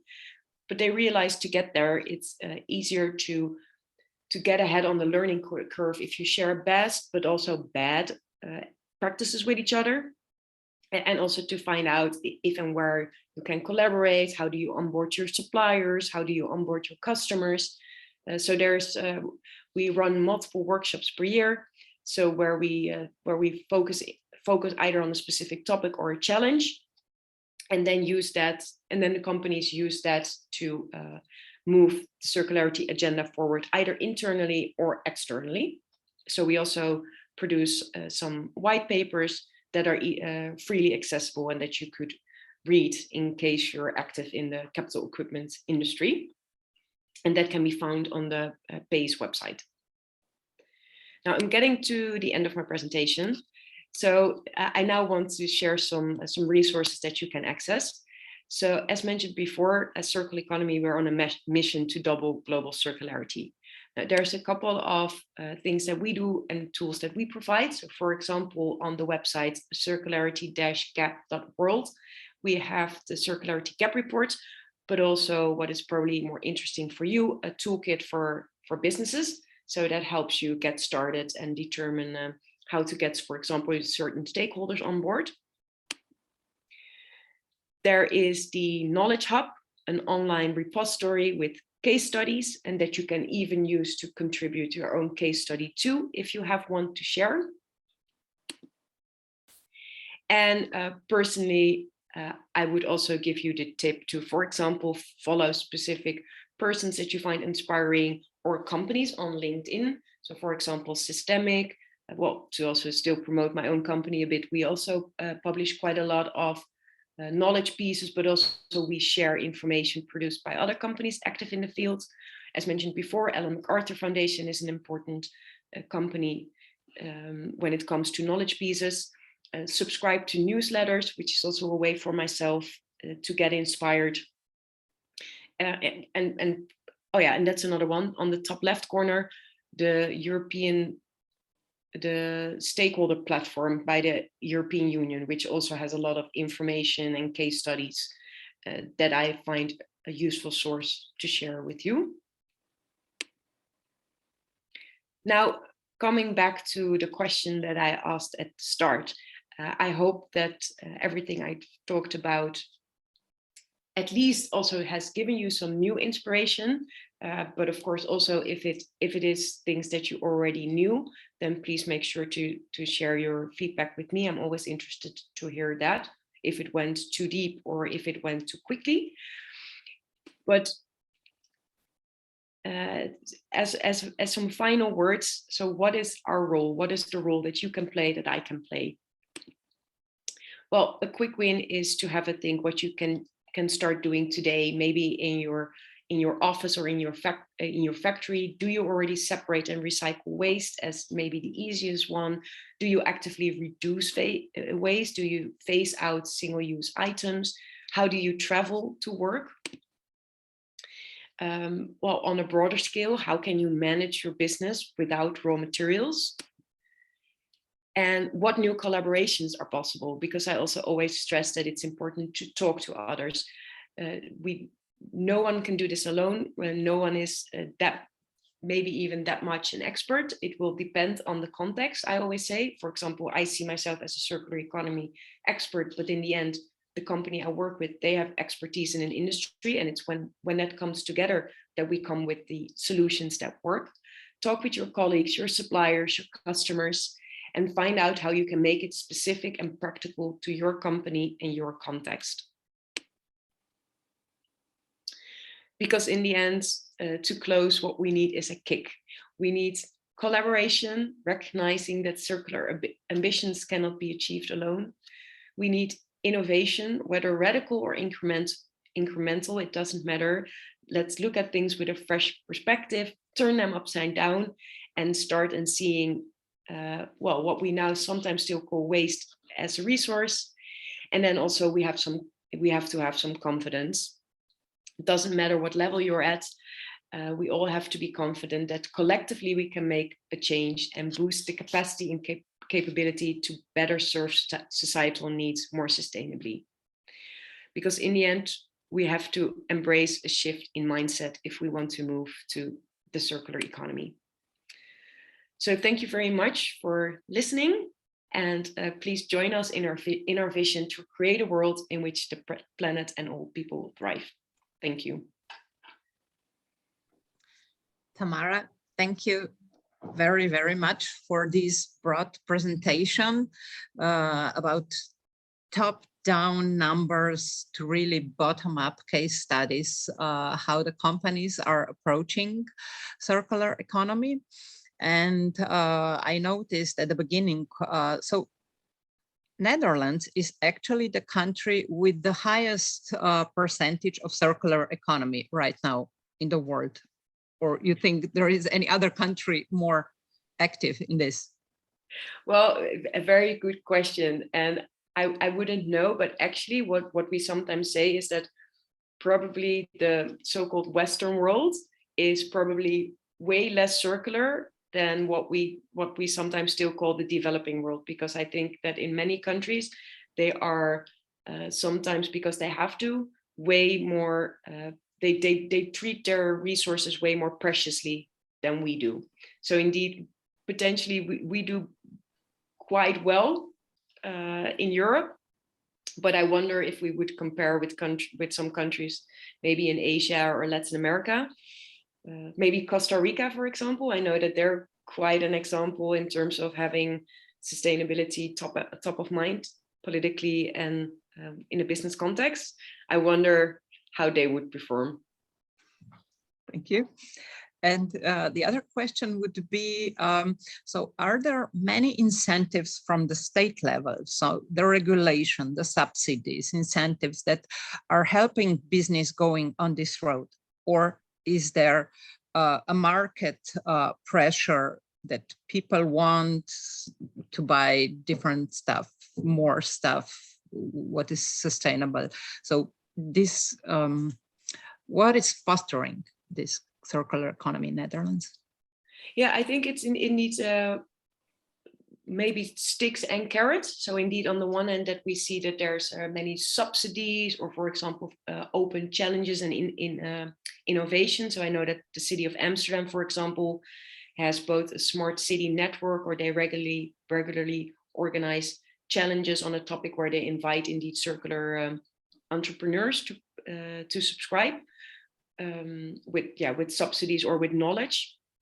But then, of course, there's also the upcoming regulations, so that you may also be aware of, and maybe that there was spoken about also in Slovene, that the EU, of course, has their circular economy action plan, but also more stringent regulations that are upcoming. And that is also definitely something that indeed that I see in the Netherlands. So there's, on the one hand, the positive movement, enabling innovation and providing subsidies, but also regulations that will make it more difficult for companies if they have linear practices. So for example, with single use, which of course is also happening on the EU level.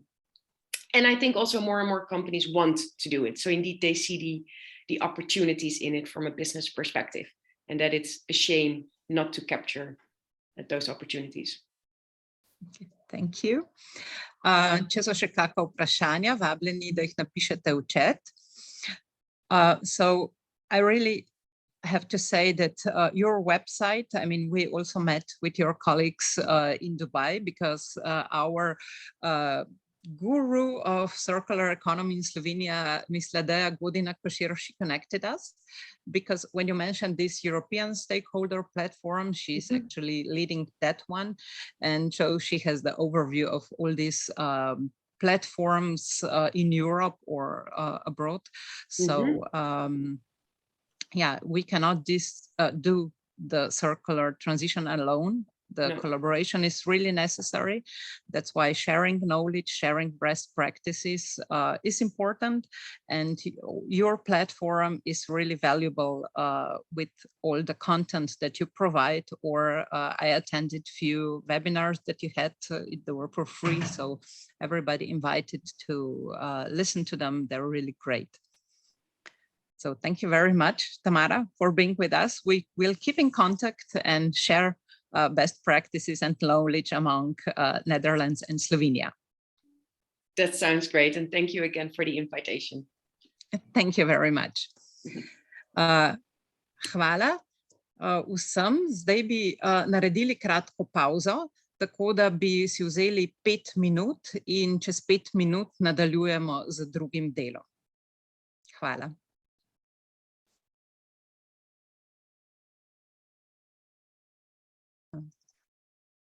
Tamara, we will have a break, so we are then continuing also the first part in English.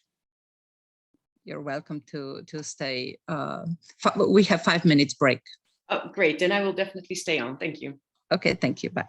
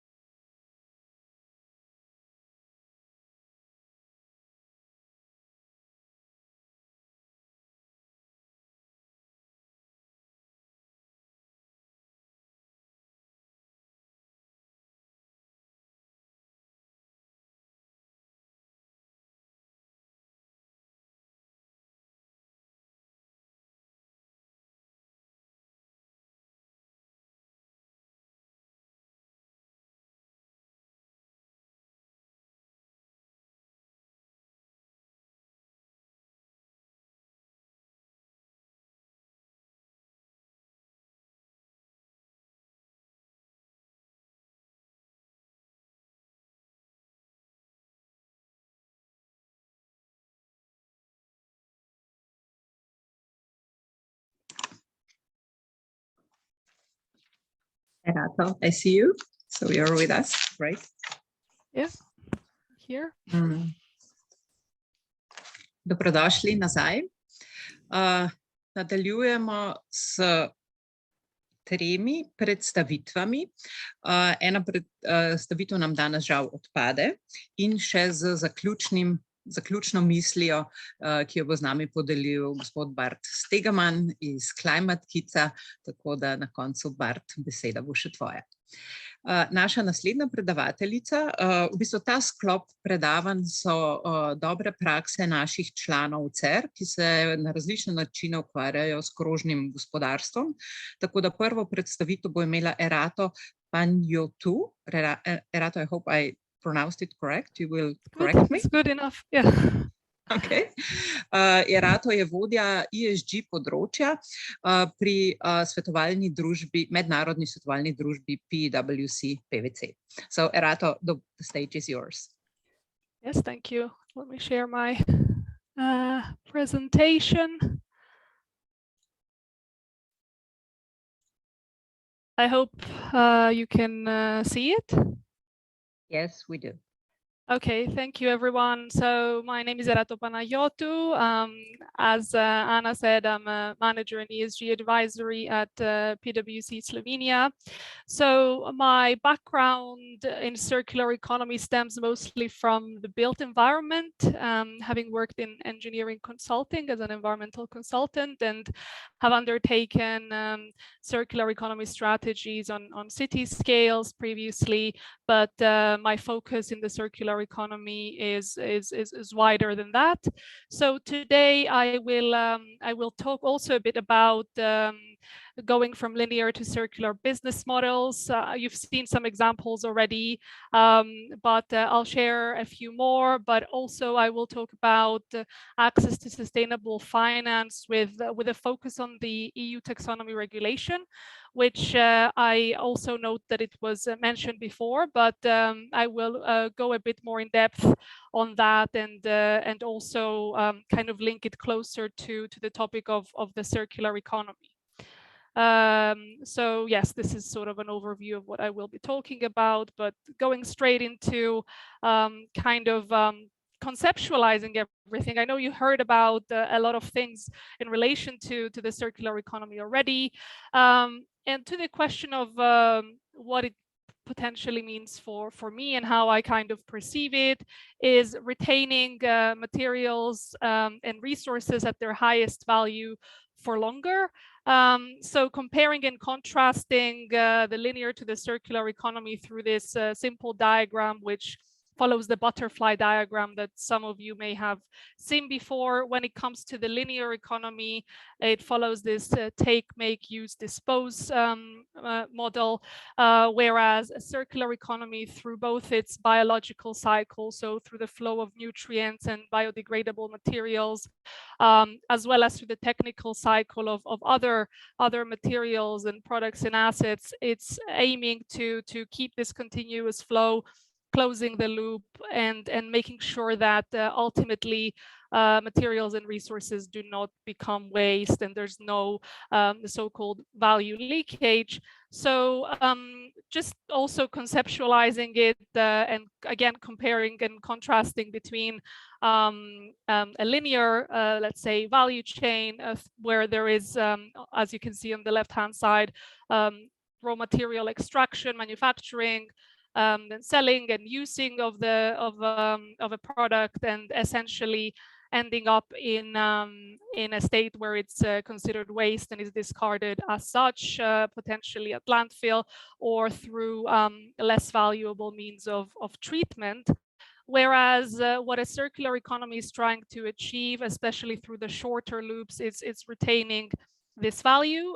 These percentages are not necessarily the case every time. It's just to demonstrate kind of how value is lost along the way as we move down the hierarchy of sort of preferred usage of materials and then waste once they become waste.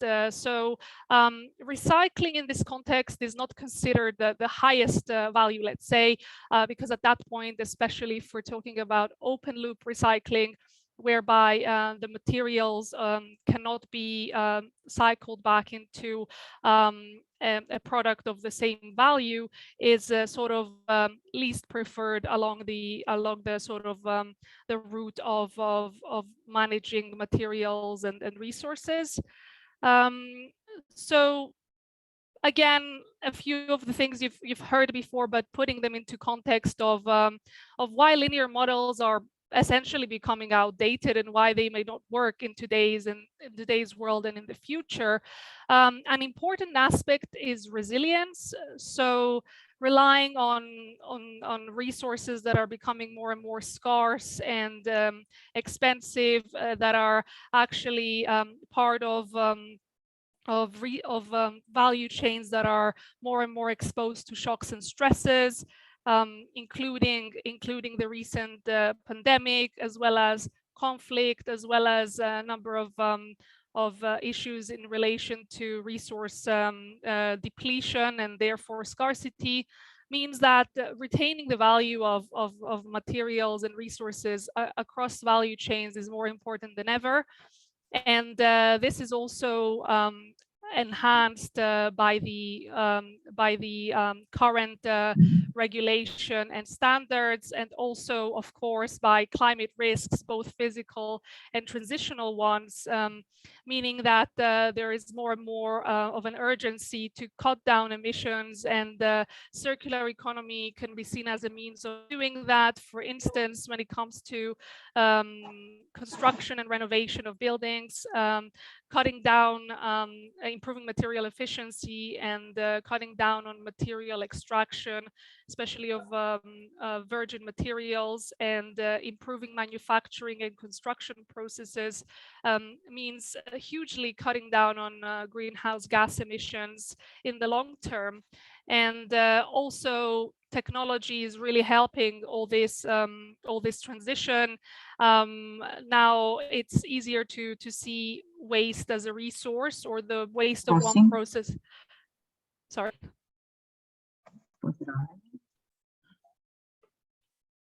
Sorry, can you hear me? Yes, you can continue. Ja, res je. Aha, čakaj, a lahko se nekdo da na mute, prosim? Pred prazniki, ja. Ker sem jaz rekla, Marjana Šjanec zavrl, a ste... ne, ja. In ga še ni bilo. Špela, Ja, Marjana. nazaj, pa sem zdaj... Špela, a jo ti lahko? Hvala. You can continue, Rato. Okay, so also through technology and through better kind of optimization and performance management of assets, so better sort of managing directly their performance. This helps with kind of moving to more circular business models, being able to track through digital product passports, for instance, which were mentioned before, what has gone into an asset, and be able to then actually at its end of useful life be able to deconstruct it in a way that materials actually end up through a higher value use, instead of potentially losing an opportunity to reusing them or remanufacturing them due to lack of knowledge of what has gone into them. So again, just sort of reiterating the point of how circular business models actually bring in opportunities, open up new markets, and new sort of potentially attract new customers and provide a better sort of customer interaction and loyalty in the long term. Actually also helping with innovation of product design. I'm going to talk a bit about circular design in a moment as well.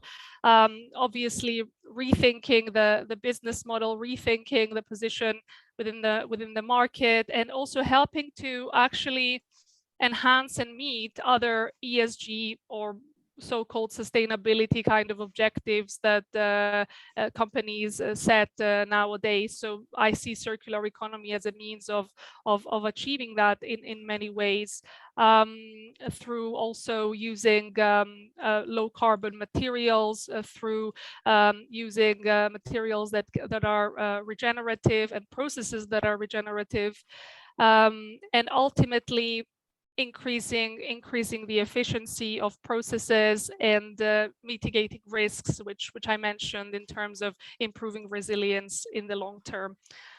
So doing a bit of an overview of some of the circular business models and design. So I will talk about first product life extension, which is, again, the main concept is extending the useful lifetime of products and actually reducing the rate of wastage and therefore requiring less extraction and use of resources, so essentially reducing consumption. I'm mentioning here Fairphone as an example that you've heard about earlier, so I will not go into depth on that, but resource recovery models, on the other hand, focus on increasing the use of secondary raw materials. This is especially important in the building sector and in manufacturing, whereby residues and byproducts are actually extracted and instead of being disposed of are reprocessed into secondary raw materials that can then be used in construction, in aggregates, for instance, and used as recycled aggregates for construction, among other things. Then moving on to product service system models, again, I'm mentioning mud jeans here as an example, but here the idea is that the supplier retains the ownership of the product. The user pays per use, and therefore there is an incentive of keeping products and keeping assets at a higher level, the higher quality, maintaining them and returning them at a higher kind of quality, retaining their value at when the user no longer decides to use them. And this may also give the ability to the supplier to actually recycle the material or reuse it, or in general not needing to dispose of it as it has lost its value. Circular supply models, on the other hand, so this follows the notion of replacing conventional materials from virgin resources with renewable ones or bio-based ones, in general low carbon ones, and ultimately reducing the demand for virgin material extraction and manufacturing. And at the same time, it's important here to make sure that a balance is found between materials that are indeed low carbon, let's say, and potentially bio-based, but at the same time are able to be reused or recycled at their end of life, and making sure that indeed there is a closed loop and not just serve of being able to actually retain their value period of time. Then performance procurement. Potentially this has a lot of relevance on sustainable public procurement, but not only. It's about making sure that some performance-based requirements are included, for example, on energy efficiency or reduced consumption, or including recycled content in materials on a sort of long-term basis, among other things. So also the sharing economy and the sharing models or collaborative consumption is also part of the whole context of circular economy. And this concept is mainly focused on making use of underutilized assets, but not only those, but also sharing of skills, sharing of knowledge and information, sharing of surplus or unwanted goods, which would otherwise end up at landfill, for instance, or they would end up being recycled, but why recycle it when you can actually still use it or find another user for it? And this also includes things like tools, for example, at home, which are not used a lot. They could be instead of buying such tools like DIY tools and so on, there's the idea of potentially renting them out. Toronto Tools Library is a very kind of successful example of that. There's tools libraries in Europe as well, which have taken off to various degrees. Some are more successful than others. So I'm including this case, which actually has been quite successful and has been running for a number of years. So again, this emphasizes the fact that it's not important only to kind of get an idea going, but making sure that there is regulatory changes and standards that are being followed that enable these kind of initiatives to become mainstream, but also be able to kind of be resilient and last in the long term, and that actually people are engaged in using them and they see the value in using them. So in terms of circular design examples, design for longevity, flexibility, adaptability, but also deconstruction and use is potentially things that you have seen in many concepts, and it's actually it's very important in a buildings design concept as well, among others. And there's various kind of business models for real estate in terms of flexible spaces or relocatable buildings, which focus on modular design, on prefabrication, on the notion that you know, you actually are able to reuse parts of buildings elsewhere and or modify them according to future needs, according to future land uses, and so on and so forth. There's also the residual value business model for real estate, which actually builds on and supports the idea of design for deconstruction, making sure that from the design stage, from the outset, there is a futures contract in place, making sure that at the stage of deconstruction, the materials that have gone into the building are able to be sort of reused, recycled at their highest value. And to enable this, again, digital product passports are an important enabler, as well as building information modeling, and also Internet of Things in terms of being able to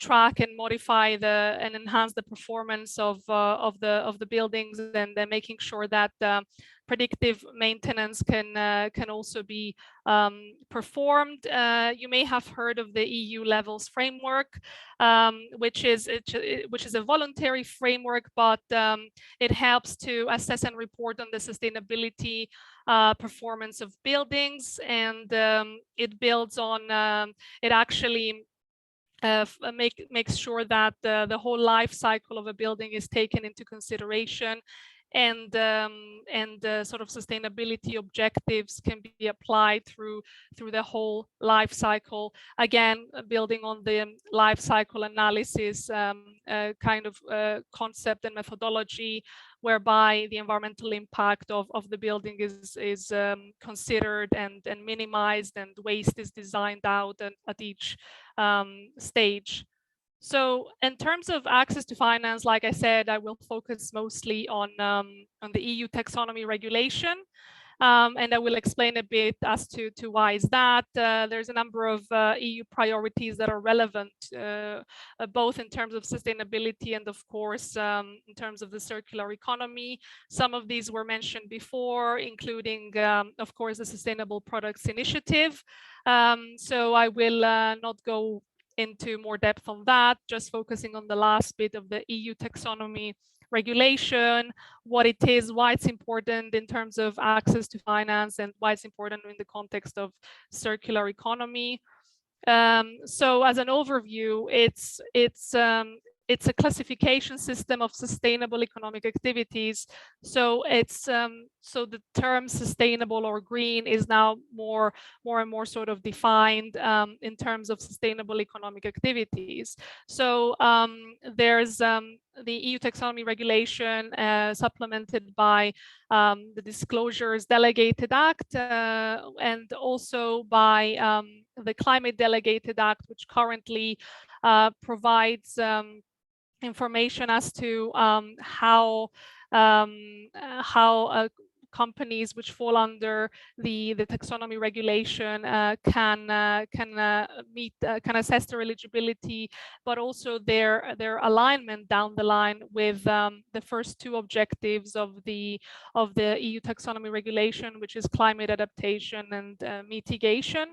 With the four other environmental objectives being implemented later on. I will sort of provide an overview of the timeline, and of course the social taxonomy will be at some point covered as part of the taxonomy regulation, again assessing as to how economic activities of companies are contributing to social aspects, so covering the whole sort of environmental, social and governance topics. So in terms of the environmental objectives, there are 6 of them, as you may know already. You can see that transition to a circular economy is one of them. It's currently in scope. Companies did not require, at least for this year, to report against their eligibility to transition to a circular economy, but both eligibility and alignment with this objective as well as the others will be in place. So what are the objectives in terms of the circular economy? Again, it's about increasing durability, repairability, and so on of products, and ultimately recyclability if more favorable sort of applications do not apply. And ultimately helping to reduce the material footprint of the EU. But why is the taxonomy sort of relevant within an access to finance context? So first of all, it's a systemic implementation of the European Green Deal, its objectives and so on, and it applies to firms, so the private sector, but also the public sector. It's a way of exchanging information among funding programs and co-financing institutions, and making sure that there's a common language, let's say, when it comes to labeling sustainability and projects that are actually meeting sustainability objectives. So there is, of course, as such, a prioritization of green projects through EU, but also national funding schemes and programs, which you sort of also briefly heard about earlier. Also, when it comes to the European Green Bond Standard, it will be also in line with objectives and the criteria which are found within the taxonomy. And of course, the technical screening criteria are very important as presented in the taxonomy for each of the 6 environmental objectives, for each of the economic activities under these objectives, because they essentially provide that detail of what would actually be considered sustainable. And I will give an example in a bit. And of course, it's a means of actually implementing the EU sustainable finance strategy. So, but who is under the scope of actually reporting against the EU taxonomy regulation requirements? So at the moment, it's only companies which fall under the scope of the non-financial reporting directive, as it is also transposed in each of the laws of each of the member states. But this is going to be enhanced under, the scope is going to be essentially increased a lot under the Corporate Sustainability Reporting Directive, which you may have already heard of, and this will increase the scope a lot to many other companies which are currently not under the NFRD. And whoever is currently under the NFRD and will be under the CSRD will also have to report against the EU taxonomy regulation. So what should be reported on and how really? So how do you actually assess that your activities as a company are sustainable? So first of all, and for this year, this was the more relevant step, an identification of the eligible activities needed to be undertaken. So you look at the economic activities that are relevant to your company and understand if they are eligible according to the descriptions provided in the delegated acts, and then determining substantial contribution to at least one of the 6 environmental objectives. And how do you actually define substantial contribution? You have to comply with the technical screening criteria for a specific economic activity.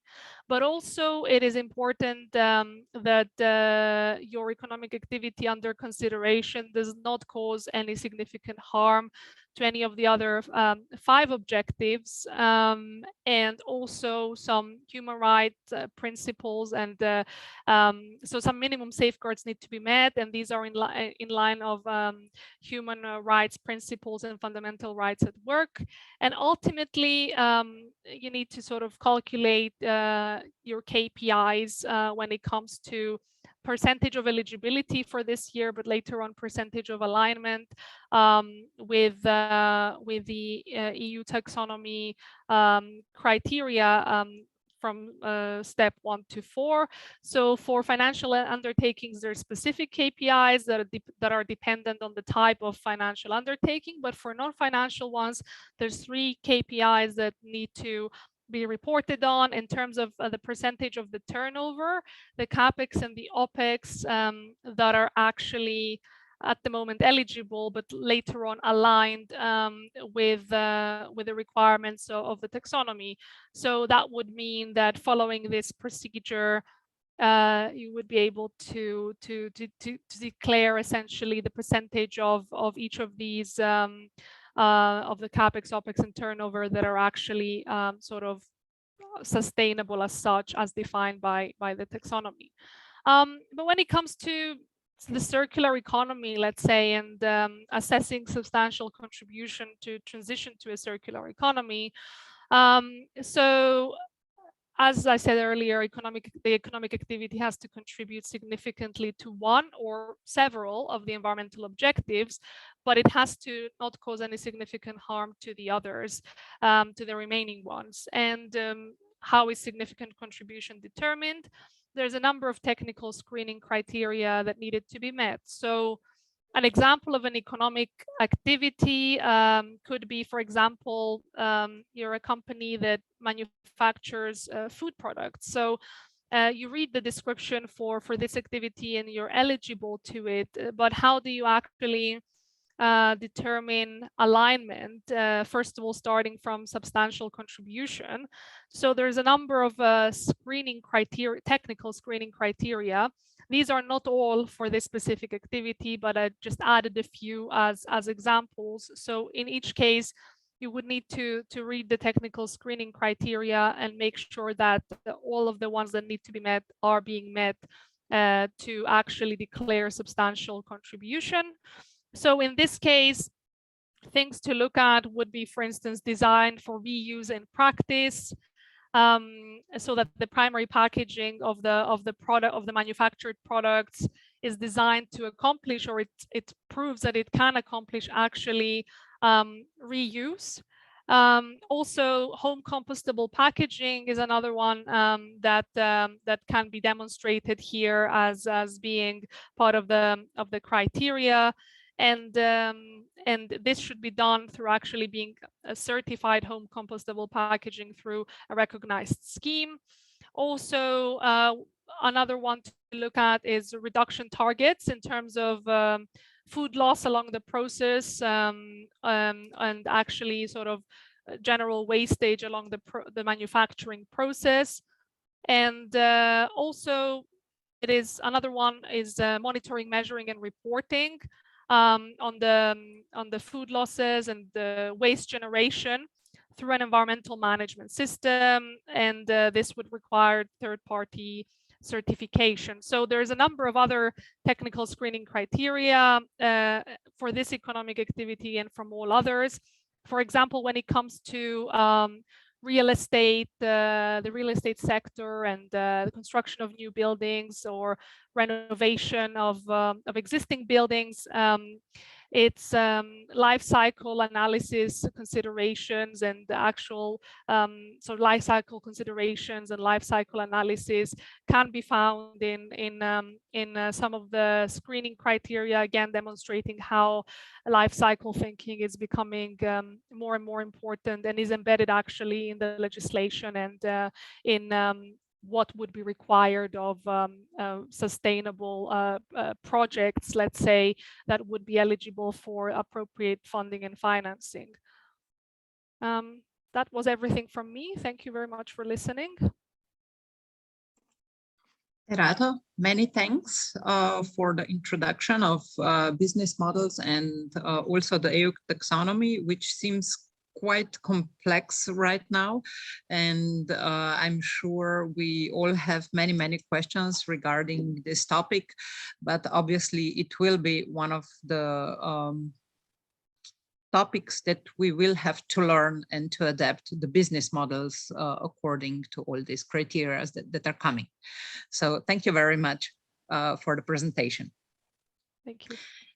Naslednji dve predstavitvi bosta v slovenskem jeziku, tako da vabim kar direktorico podjetja Valtex, Špelo Rejtko, da predstavi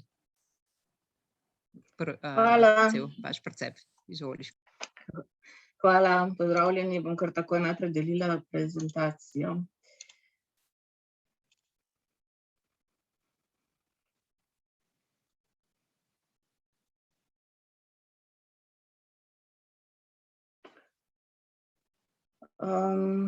Sem s podjetja Valtex, danes bomo pogledali praktični primer tako pri izbiri izdelka v upoštevanju popolno krožnega modela pri njegovi uporabi in izdelavi in pa projekt, kako smo tudi to dodatno implementirali.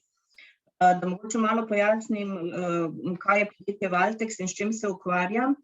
In sicer je podjetje že več kot 30 let na trgu in se ukvarja z objektno higieno.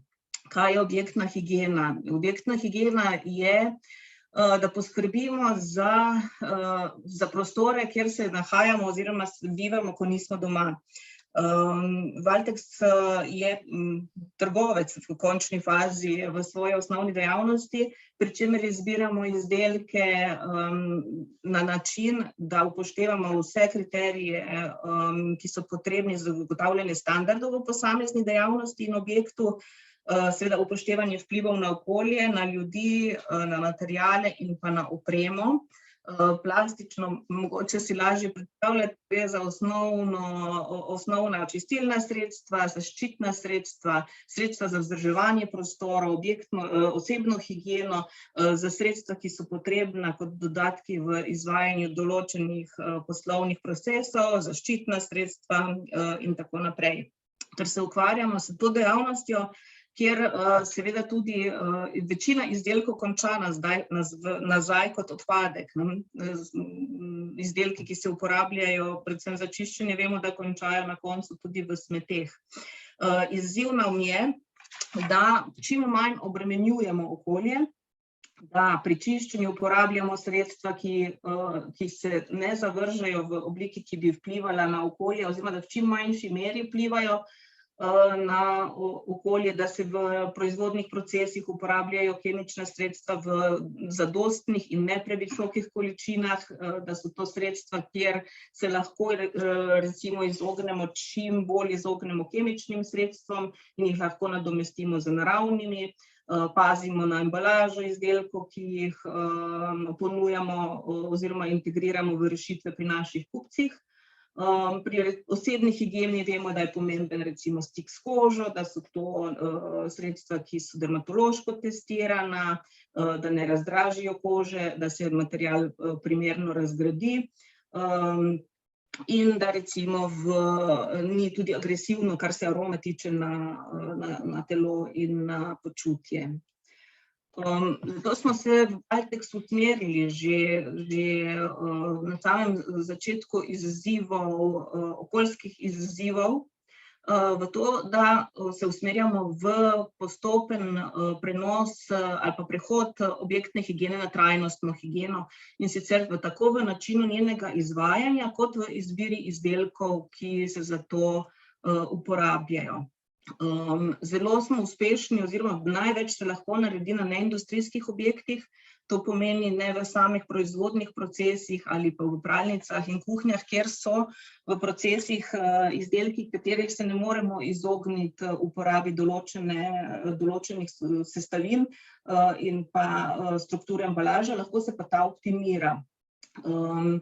Zato tudi zelo sistematično in skrbno izbiramo naše partnerje in dobavitelje za izdelke, ki jih potem integriramo v naše rešitve pri kupcih, saj je pomembno, da imajo ta fokus odgovornosti pri razvoju izdelkov, pri upoštevanju sestavin in načinu izdelave. Zato smo v naš asortiman, kakorkoli narečem, v naš program vodilni vključili kar veliko dobaviteljev in izdelkov, ki temeljijo na krožnih modelih izdelave izdelka.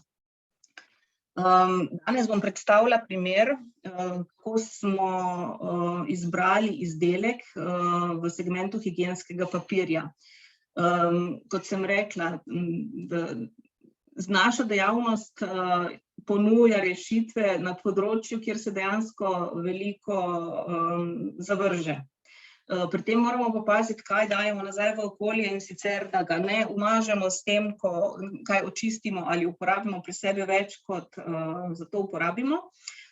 In pri samem higienskem papirju, zakaj njega, namreč največji strošek, ki je v objektni higieni, ki ga zapravi recimo kupec ali uporabnik pri objektni higieni, je vezan na higienski papir. In sicer v higienski papir v vseh oblikah. Govorimo o sanitarijah, tu se srečujemo s toaletnim papirjem, papirnatimi brisačami, tudi papirne rjuhe imamo, recimo z njimi se prekrivajo medicinske mize, stoli, potem so tukaj v kuhnjah večje ali pa kompaktnejše, robustnejše brisače, tako tudi v industriji, industrijske brisače, s katerimi se čisti in briše površine, stroje, tla. Potem imamo seveda robčke in kozmetične robčke in serviete, s katerimi se srečujemo v restavraciji recimo ali pa v hotelu ali pa na vsakih sanitarijah, kjerkoli prostorih, kjer se zadržujemo, bili v službi ali na obisku. To pomeni, da se zavedamo, da je zelo pomembna odločitev o tem, na kakšen material se uporablja in na kakšen način je ta papir izdelan. Pri sami izbiri, ko smo iskali partnerja, to že gre kar krepko nazaj, tam nekje v 2009 ali pa 2008 leto, ko smo začeli sodelovati z partnerjem iz Italije, nam je bil pomemben najprej izdelek. To pomeni izdelek, ki ni izdelan na podlagi primarnih virov, ampak je zanj porabljen sekundarna surovina. Ravno zaradi tega, ker potem še ta izdelek, ki ga imamo v rokah, ko si roke obrišemo v brisače, papirnate recimo grejo v koš in se tukaj njihova pot naj bi zaključila. Ko smo našli izdelovalca higienskega papirja v Italiji, govorimo o proizvajalcu Lukart, ki to linijo papirja izdeluje iz odpadnega tetrapaka oziroma iz kartonske embalaže za mleko in sokove. Rečem tetrapak, ker bolj razumemo tetrapak, čeprav je tetrapak eden od proizvajalcev te vrste embalaže, ki je zelo dobro reciklabilna. Vedno več se je tudi pojavlja v prehrambeni industriji, ne samo za mleko in sokove, tudi vodo in prehrambene izdelke, tako da se njegova uporaba v prehrambeni industriji kot embalaža povečuje. To pomeni surovine za izdelavo papirja, kot uporabniki zavržemo seveda embalažo, je velik potencial in velik potencial je tudi v načinu recikliranja te vrste embalaže nasploh. Kot pravim, smo najprej izbirali izdelek, ki smo ga uspešno testirali, spoznali in ga implementirali na trg. Smo pa nadgradili to željo po radovednosti ravno surovine, ki se uporabi za izdelavo izdelka, tako da smo se želeli vključiti v cel krog. To pomeni poskrbeti tudi surovino za predelavo. In v prvem projektu, ki je bil izveden že leta 2015, smo se veliko naučili, veliko sodelovali in vzpostavili zaprto zanko ali pa vsaj delno zaprto zanko zbranega komunalnega odpada, tetrapaka, ki se je izvozil direktno k proizvajalcu, iz njega izdelan papir se potem vrnil v to lokalno okolje v uporabo k končnemu uporabniku. Tako od takrat naprej tudi ta izdelek izdelan na podlagi odpadka zbranega v Sloveniji, torej tudi slovenski odpadek se predeluje v ta papir, ki se potem tudi na trgu dalje prodaja oziroma daje uporabnikom v uporabo.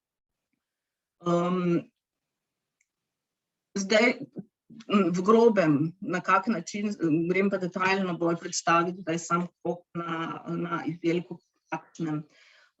Torej, izbran odpadni tetrapak proizvajalec v posebnem procesu očisti in loči na dva dela, in sicer na čisto celulozo, ki je v tetrapaku, in pa na kombinacijo polietilena in aluminija, ki jih ne ločuje, ampak skupaj sestavlja v poseben granulat. Govorimo o tem, da se v celoti odpadek predela, ni nobenega ostanka v tem procesu in čista regenerirana celuloza se predela v higienski papir. Brez dodatka primarne ali devične celuloze, če temu tako rečemo, pomeni, da za izdelavo papirja, ki ga mi na koncu po uporabi zavržemo, ne padajo ali pa ni potrebna sečnja dreves in se lahko izognemo uporabi primarne celuloze za to vrsto izdelkov. Z tega drugega dela granulata se pa izdelajo podajalniki za papir. To so te škatle, ki jih najdemo na stenah, s katerih izvlečemo brisače ali toaletni papir za lažjo uporabo. Seveda so tu še celotna oprema sanitarij, izdela iz tega granulata, milniki, koše za smeti in tako opremljen prostor dejansko lahko popolnoma funkcionira na recikliranih materialih. No, tu je še primer zraven pokazan, da se iz tega istega granulata izdelujejo tudi palete in pa transportne škatle, ki se uporabljajo v prehrambeni industriji. Vse, kar je izdelano iz tega materijala, alpe materijala, kombinacije plastike in aluminija, izvzetega iz tetrapaka, se po svoji ali kakršnikoli poškodovanju ali uničenju vrnejo nazaj v proizvodnjo in se ponovno reciklirajo v isti izdelek. Tako da spet ne predstavljajo direktnega odpadka, ampak se vse v celoti, kolikor je oprema poškodovana ali polomljena, vrne v proizvodnjo in se ponovno iz nje izdela isti izdelek. No, kar pa nam ni bilo dovolj pri papirju končati, ko si mi zavržemo papir, predvsem govorim o papirnatih brisačah, katere niso kontaminirane ali s kemičnimi sredstvi ali pa z aseptičnimi sestavinami, se lahko tudi ponovno vrnejo v uporabo. Namreč papirne brisače iz tega materijala so popolnoma razgradljive in pa kompostabilne. Lahko se uporabljajo torej kot kompost, ne rabijo iti v smeti iz koša ob umivalniku ali pa iz pisarne, ampak so lahko v celoti kompostabilne. Pa še en izdelek je lahko preprosto izdelan iz njih, in sicer gre za podlago za mačja stranišča, kot nadomestilo peska ali pa paletom, ki so izdelani iz žagovine, lahko se tudi ta papir dodatno potem zmelje in uporabi kot peletki papirnatih za podlogo v mačja stranišča ali pa zajčnike. Tako da tukaj je recimo krog na samem izdelku, ki ga implementiramo kot rešitev pri naših kupcih. Nam je bilo pomembno, da najdemo ne samo izdelek dejansko, ampak res partnerja, ki vlaga v razvoj in podpira, da je tudi proizvodnja tega izdelka v celoti krožna in trajnostna, namreč na način, kako je pridobljena energija in voda, se ta krog upošteva in vključuje, pa se z tega potem ne bi natančno ali pa bolj podrobno dotaknila. Zdaj, ker smo še bolj radovedni in še bolj željni, smo spodbudili tudi... Špela, malo nas že čas priganja, tako da boš prosim, bi zaključila, prav, super. Ja, samo da to še rečem, da smo nadgradili še v samem procesu zapiranja internih snovnih znamk, in sicer v prehrambeni industriji, preko vzpostavitve v ljubljanskih mlekarnah in Vodokatu, kjer smo njihov industrijski odpadek pomagali na enak način zapeljati v recikliranje in ponovno uporabo pri njih. Smo nekako spodbudili celotno skupino za na ta način prehoda uporabe in zbiranja sistematičnega industrijskega odpadka. To je v resnici potem tudi zelo skrajšan zaključek. Kaj pa je nam pomembno, mi tudi pri kupcih izmerimo njihove pozitivne učinke na okolje, in sicer koliko je na podlagi uporabe tega materiala prihranjenih dreves, saj se ne uporablja primarna celuloza, koliko je zmanjšanja CO2 izpustov in predelanega odpadka, tako da tudi uporabnike podpiramo pri tem, kakšne pozitivne učinke so pri svoji uporabi imeli. Govorimo seveda o konkretnem primeru na higienskem papirju, enak fokus speljujemo tudi na drugih materialih, na embalažni foliji, to pomeni foliji, ki je namenjena za transport izdelkov, ki se potem tudi v celoti reciklira v vrečke za smeti, ki se v tem okviru naše dejavnosti tudi velika uporaba na njih. Bom zaključila z veseljem, na voljo za vprašanja zdaj ali kasneje, za pomoč in podporo vedno tukaj. Super. Špela, najlepša hvala za prikaz iskanja novih partnerjev pri postavljanju vaših ambicij, ciljev, potem iskanju partnerjev in seveda načinov zapiranja zank, iskanja novih produktov, inovativnih rešitev, tako da res super predstavitev. Hvala. Naslednja predstavitev pa bo z podjetja Wienerberger, imel jo bo Amel Emčič, produktni vodja pri podjetju Wienerberger. Smo pa tudi povabili podjetje Wienerberger zato, ker smo v bistvu opazili, da ste tudi z Nizozemci šli razvijati ene zanimive produkte in ta Nizozemska nas skozi malo spremlja, tako da Amel, vabim k besedi. Ja, lep dober dan vsem. Prosim, samo če potrdiš, da se vidi prezentacija. Vidimo sicer še tudi te slajde na levi, tako da če se da deliti cel ekran, če ne pa ostanemo tako. Na levi, sicer imam samo en zaslon. Ti imaš, ja, če to deluje. Danes se je že pokazali, so se problemi, tako da kar nadaljujemo. Je zdaj boljše mogoče, sicer imam samo en zaslon pa. Ne, ampak so vsi imeli prej te probleme, tako da ti kar nadaljuješ. Ok, dobro, evo, lepo zdrav še enkrat, jaz sem Amel Emčič, produktni vodja v Wienerbergerju za regijo Adriatic, skratka Hrvaška in Slovenija, za zidne sisteme. Wienerberger je največji svetovni proizvajalec infrastrukturnih in gradbenih rešitev, torej od opeke za zidove, za fasade, opečnih strešnikov, potem tlakovcev, raznih cevnih sistemov in tako naprej. Skratka, en zelo velik nabor proizvodov in rešitev za celotni ovoj stavbe in tudi za infrastrukturo. Ja. V svetu imamo kar 215 proizvodnih obratov in skoraj 18,000 zaposlenih. Danes pa bom predstavil, kako mi pristopamo k trajnosti, kako uvajamo krožne modele v razvoj gradbenih proizvodov, kako uvajamo trajnost v naše proizvodne procese. In evo, naš nekako slogan je sigurno we care and we commit, ja? Torej skrbimo in se obvezujemo za naravo, za trajnost, za vprašanje trajnosti. Namreč trajnost razumemo kot ne tako, kako bomo delali v prihodnje, ampak ali bomo sploh delali. Torej, verjamemo, da je trajnostno poslovanje edini možni način poslovanja v prihodnje. Torej, bom predstavil par enih naših projektov, kjer je trajnost bila nekako v središču razvoja in projektnega pristopa.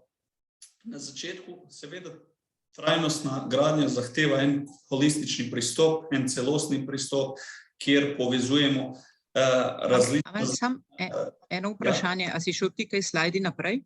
Sam? Ali ne? Sam? Aha, ne, mi smo... Aha, zdaj je šel naprej, ja? Vidimo te stolpnice zdaj. Stolpnice, ja, ok, super. Torej, trajnostna gradnja zahteva en holističen pristop, en celosten pristop, kjer povezujemo različna znanja, različne stroke in kjer moramo izpolniti en cel nabor zahtev pri gradnji stavb in pri projektiranju. Se vidi naslednji slajd, holistični pristop. Torej, kot rečeno, različna znanja, različne zahteve. Projektant je danes ima en cel kup zahtev z različnih področij, kot je mehanska odpornost in stabilnost, vprašanja statike in dinamike, seveda.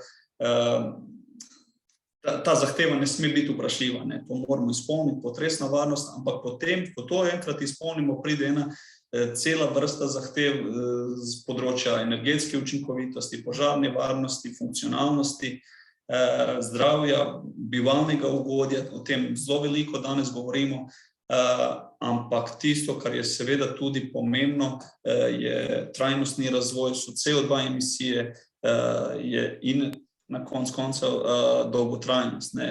Pri nas gradimo stavbe za več generacij, hiše gradimo za več generacij in seveda je pomembna dolgotrajnost v smislu življenjske dobe. Tukaj vidim v chat, da mi pride, ne vidimo naslednjega slajda. Bom poskusil še enkrat deliti, če je problem. Sicer...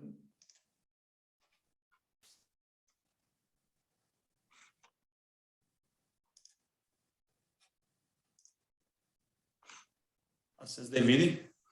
Zdaj vidimo holističen pristop teh 10 krogcev. Ok, grem naprej. Potem bom kar pustil takole. Seveda pa, ko govorimo o trajnostni gradnji, nekako osnova oziroma najlažji način za priti do trajnostne gradnje so naravni materiali, ki so že v osnovi na nekako trajnosti, imajo najmanjše CO2 emisije. Eden od takšnih materialov pa je seveda opeka. Opeka kot taka ponuja edinstven opečni ovoj, torej lahko jo najdemo v zidovih, nosilnih, predelnih zidovih, potem pa seveda na fasadi, na strehi, v stropnih sistemih tudi, in na koncu seveda tudi kot tlakovec v dvoriščih. Tako da opeka kot taka, kot naraven material, ima eno popolno funkcionalnost, skratka lahko se najde v celotnem ovoju stavbe. Kako pa pristopamo trajnosti? Mi smo se obvezali z našo strategijo, da bomo do naslednjega leta, do leta 2023, zmanjšali naše CO2 emisije za kar 15% v primerjavi z letom 2020. Verjamite, to za enega proizvajalca, kot smo mi, je zelo veliko, ampak moram pa povedati, da smo kar uspešni na tej poti in smo že blizu cilja. Seveda drugi strateški cilj na področju trajnosti je krožno gospodarstvo. Na tem področju želimo do naslednjega leta imeti 100% razvoj izdelkov takšnih, da se bodo lahko ponovno uporabili ali pa reciklirali. In na koncu, ampak tako pomembno kot tudi vsi ostali, so vprašanja biotske raznolikosti. Na vseh naših proizvodnih lokacijah želimo vzpostaviti ponovno to biotsko raznolikost in imeti različne programe za vzpostavljanje biotske raznolikosti. Seveda v okviru naših ESG strategij smo podrobno definirali vse merljive kazalnike za takšne strateške cilje. Pa ko govorimo o dekarbonizaciji, seveda so to CO2 emisije, različni indeksi, ki se lahko merijo, potem pa seveda poraba energije in viri za takšno energijo. Seveda, ko govorimo o krožnem gospodarstvu, to so generiranje odpadkov, ponovna uporaba, recikliranje in seveda uporaba različnih surovin, ki so že bile reciklirane, oziroma ponovna uporaba nekaterih surovin. Tisto, kar želimo izpostaviti, ko povežemo enkrat ta holistični pristop oziroma vse zahteve znotraj holističnega pristopa, je način projektiranja. Namreč danes imamo zahtevo za tlačno trdnost zidov, za nosilnost, imamo zahtevo recimo za U-vrednost stavbe maksimalno doseženo. Tisto, kar mi verjamemo, da bomo v kratkem imeli tudi predpisano količino CO2 emisij, ki jih projektant največ sme doseči. Torej, koliko kilograma CO2 na kvadrat zidu sme projektant porabiti. Na sliki desno vidite dve večstanovanjski, povprečni večstanovanjski stavbi, recimo v Sloveniji. In takšna stavba se da sprojektirati na različne načine. Lahko je popolnoma iz betona, lahko je pa nosilna konstrukcija iz betona, endoskeletna, nek armirano-betonski okvir, ki je pa polnjen z opeko. Tisto, kar je pomembno, da ko primerjamo CO2 emisije na kvadrat zidu ali pa na tono, opeka ima bistveno manj emisij v primerjavi z betonom. Torej, z neko smiselno in pametno izbiro gradbenega materijala lahko že projektant vpliva na CO2 emisije stavbe, ki je projektira in ki se bo gradila. Namreč mi smo v zadnjem času, v obdobju 30 letih, bistveno zmanjšali porabo energije v stavbah. Različne energetske zahteve, ki jih imamo, in energija se je zmanjšala. S tem pa je nekako, vsaj matematično, delež oziroma vpliv procesa gradnje in vpliv izbire materijala na CO2 emisije stavbe se je povečal, je postal bolj pomemben, tako da zagotovo projektant danes mora paziti in pametno izbirati materijale, ko projektira stavbo. S tem namenom, govoril sem o večstanovanjski gradnji, mi polnilno zidovje, kjer je nosilna konstrukcija armirano-betonski okvir in polnjena je pa z opeko, vidimo kot optimalen sistem, konstrukcijski sistem za večstanovanjske stavbe. S tem namenom smo začeli z razvojem ene opeke, enih opečnih sistemov, ki pa bodo prilagojene konstrukcijskem sistemu, polnilnemu zidovju, bodo pa optimizirane z področja tudi trajnosti, kjer bomo zmanjšali porabo energije potrebne za proizvodnjo, kjer bomo zmanjšali porabo surovin, seveda pa optimizirali takšen izdelek za takšen konstrukcijski sistem. Torej, V tem primeru želimo povezati trajnost, vprašanja trajnosti in vprašanja potresne varnosti, recimo z zmanjšanjem porabe surovin, bomo dobili opeko, ki je lažja, manjša trdnost oziroma manjša teža pomeni tudi manjše potresne sile za eno tako konstrukcijo. Torej, hočem povedati, da potresna varnost in trajnost sta zelo bliska področja in se da optimizirati in eno in drugo in v bistvu dobiti ene trajnostne rešitve. Ne. Drugi recimo projekt, na katerem delamo in kar skozi izpostavljamo, so sistemske rešitve. Namreč opeka kot taka ima zelo dolgo življenjsko dobo, govorimo o več kot 100 let, ne? Ampak tisto, kar podaljšuje življenjsko dobo objekta, so seveda različne sistemske rešitve.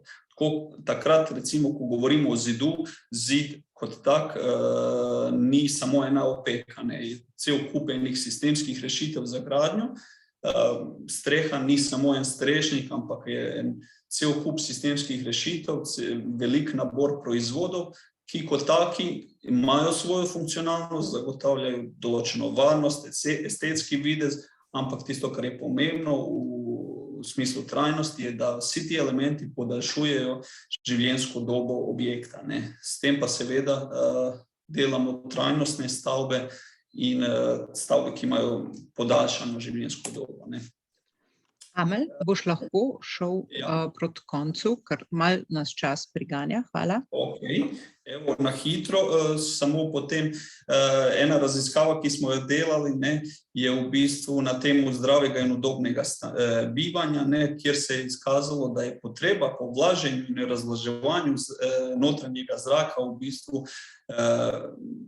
veliko manjša pri opečnem sistemu, ne, v primerjavi z armirano-betonskim ali pa lesenimi paneli, ne.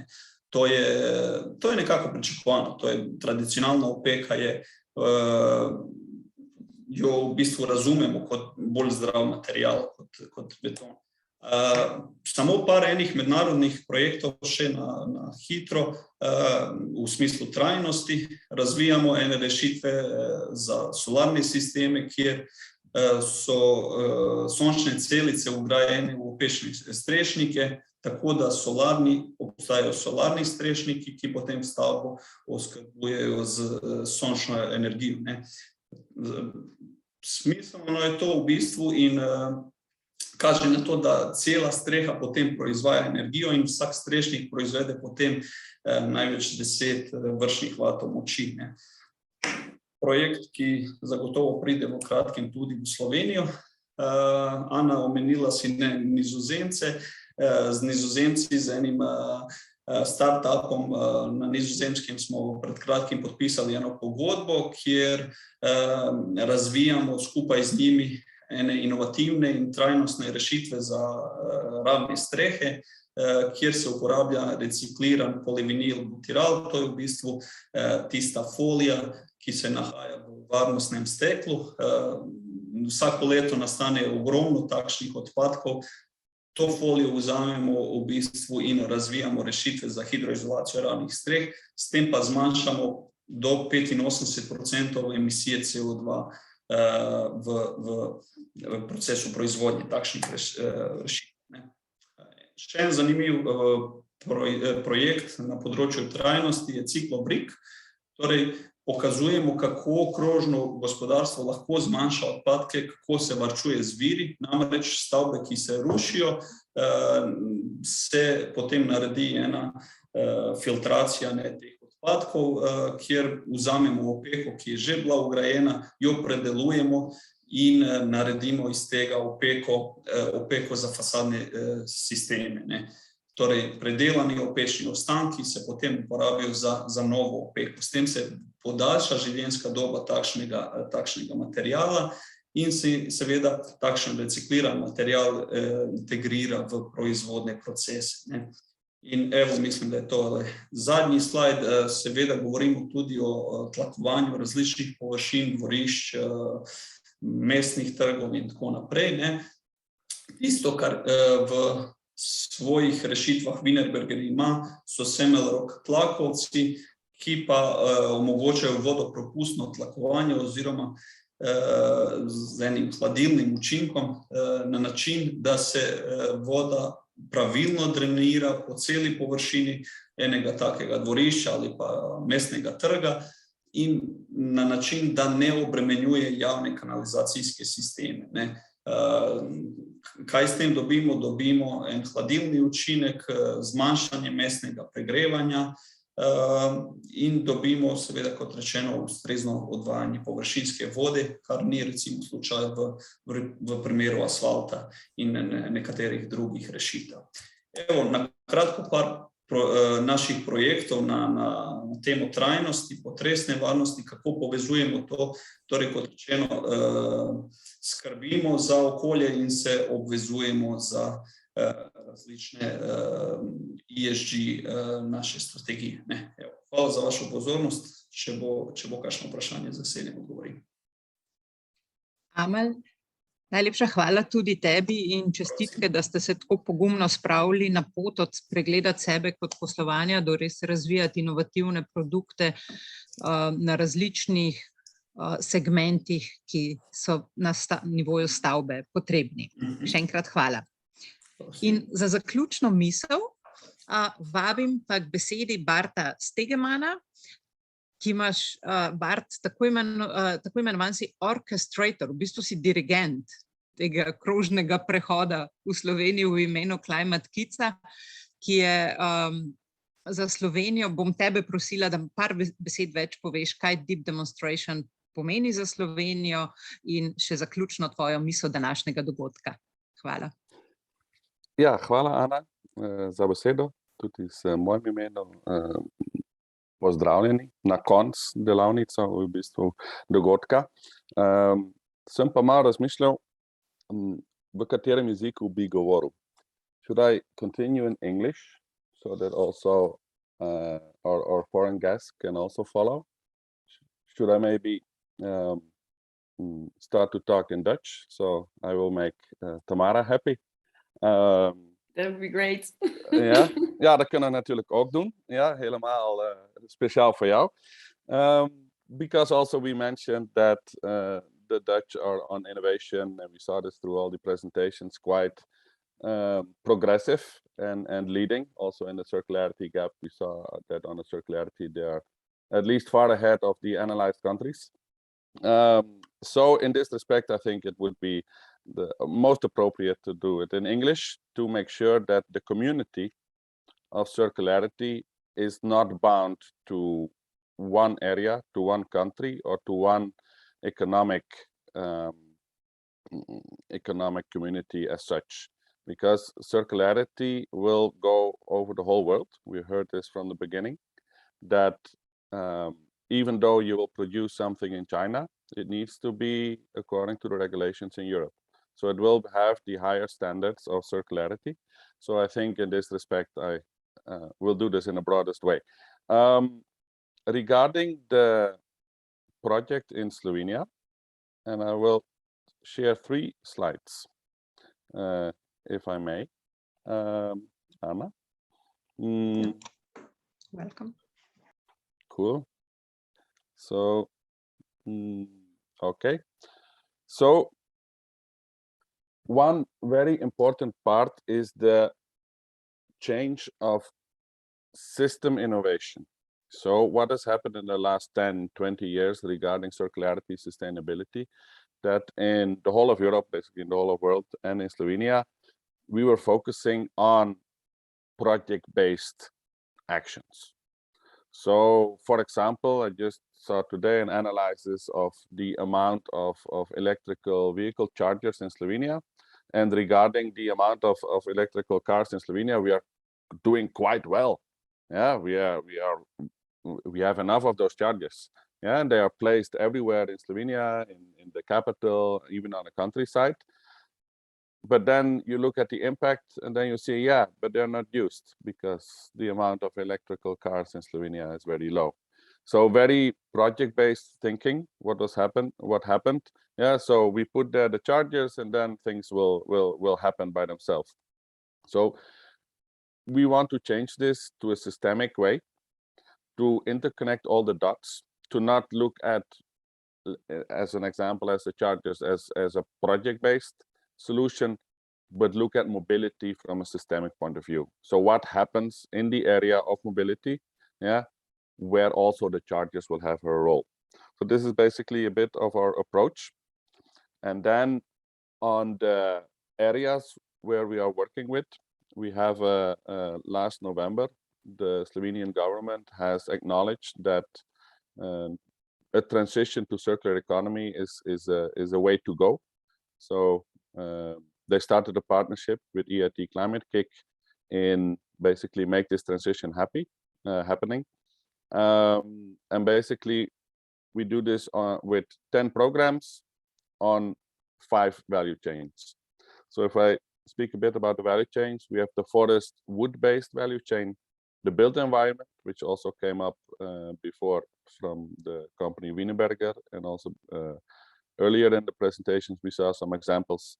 The mobility as a complete area of, okay, what's happening there, especially regarding the CO2 exhausting, and the manufacturing area, as Slovenia is still quite a heavy manufacturing area with an average lower output and on productivity level than surrounding countries. So we also believe that with the transition to circular economy, also this part will definitely increase, and the food value system. So from agriculture to basically retail in the whole food system.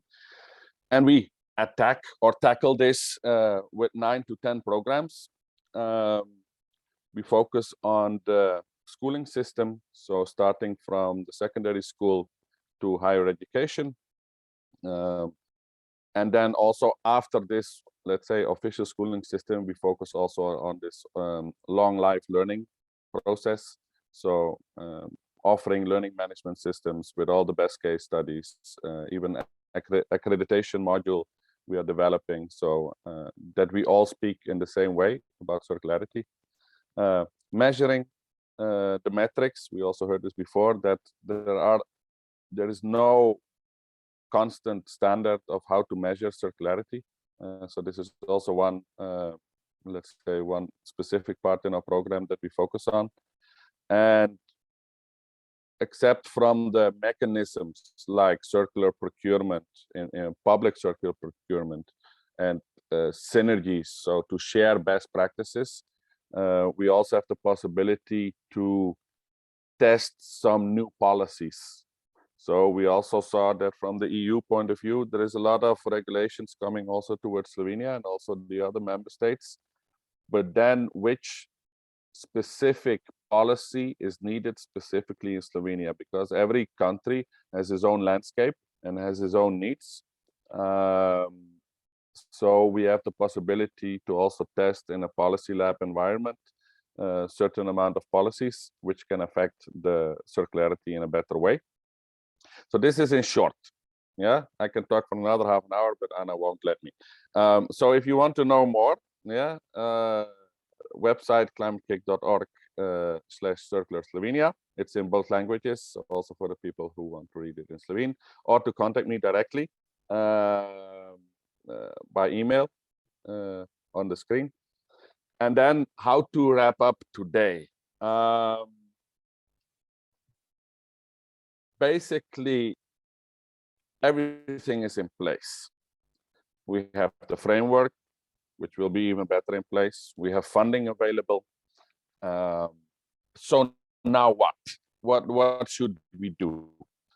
And then what I saw is that through the whole of the day, half of the day today, innovation is key.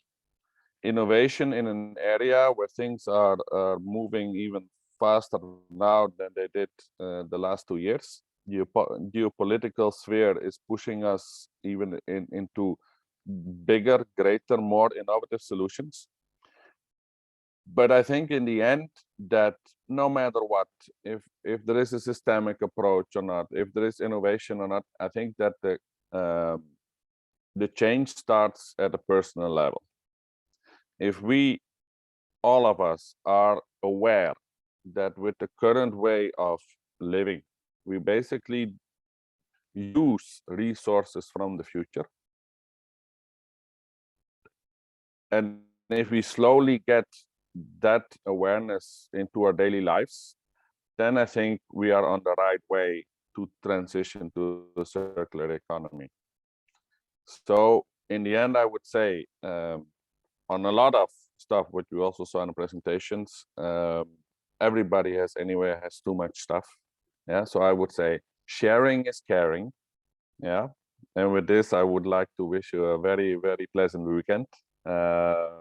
And I hope to see you soon on any other event. Bart, I will also continue in English because I see Tamara, you are still with us. So thank you. And thank you for showing us a few slides what deep demo and in Slovenia from Climate Kits is meaning. So from project to system thinking, and the innovation is the key. And also from my side, let's everybody today, not one, but let's make 2 circular activities until the end of the day. And then on Monday, let's change something in our business. So thank you very much, everybody, to be with us. Tamara, thank you for great presentation. Bart, to you, Erato, Špela, Amel, thank you. In hvala vsem udeležencem, da ste bili z nami in vsem podpornikom današnjega dogodka. Lep vikend še naprej. Nasvidenje.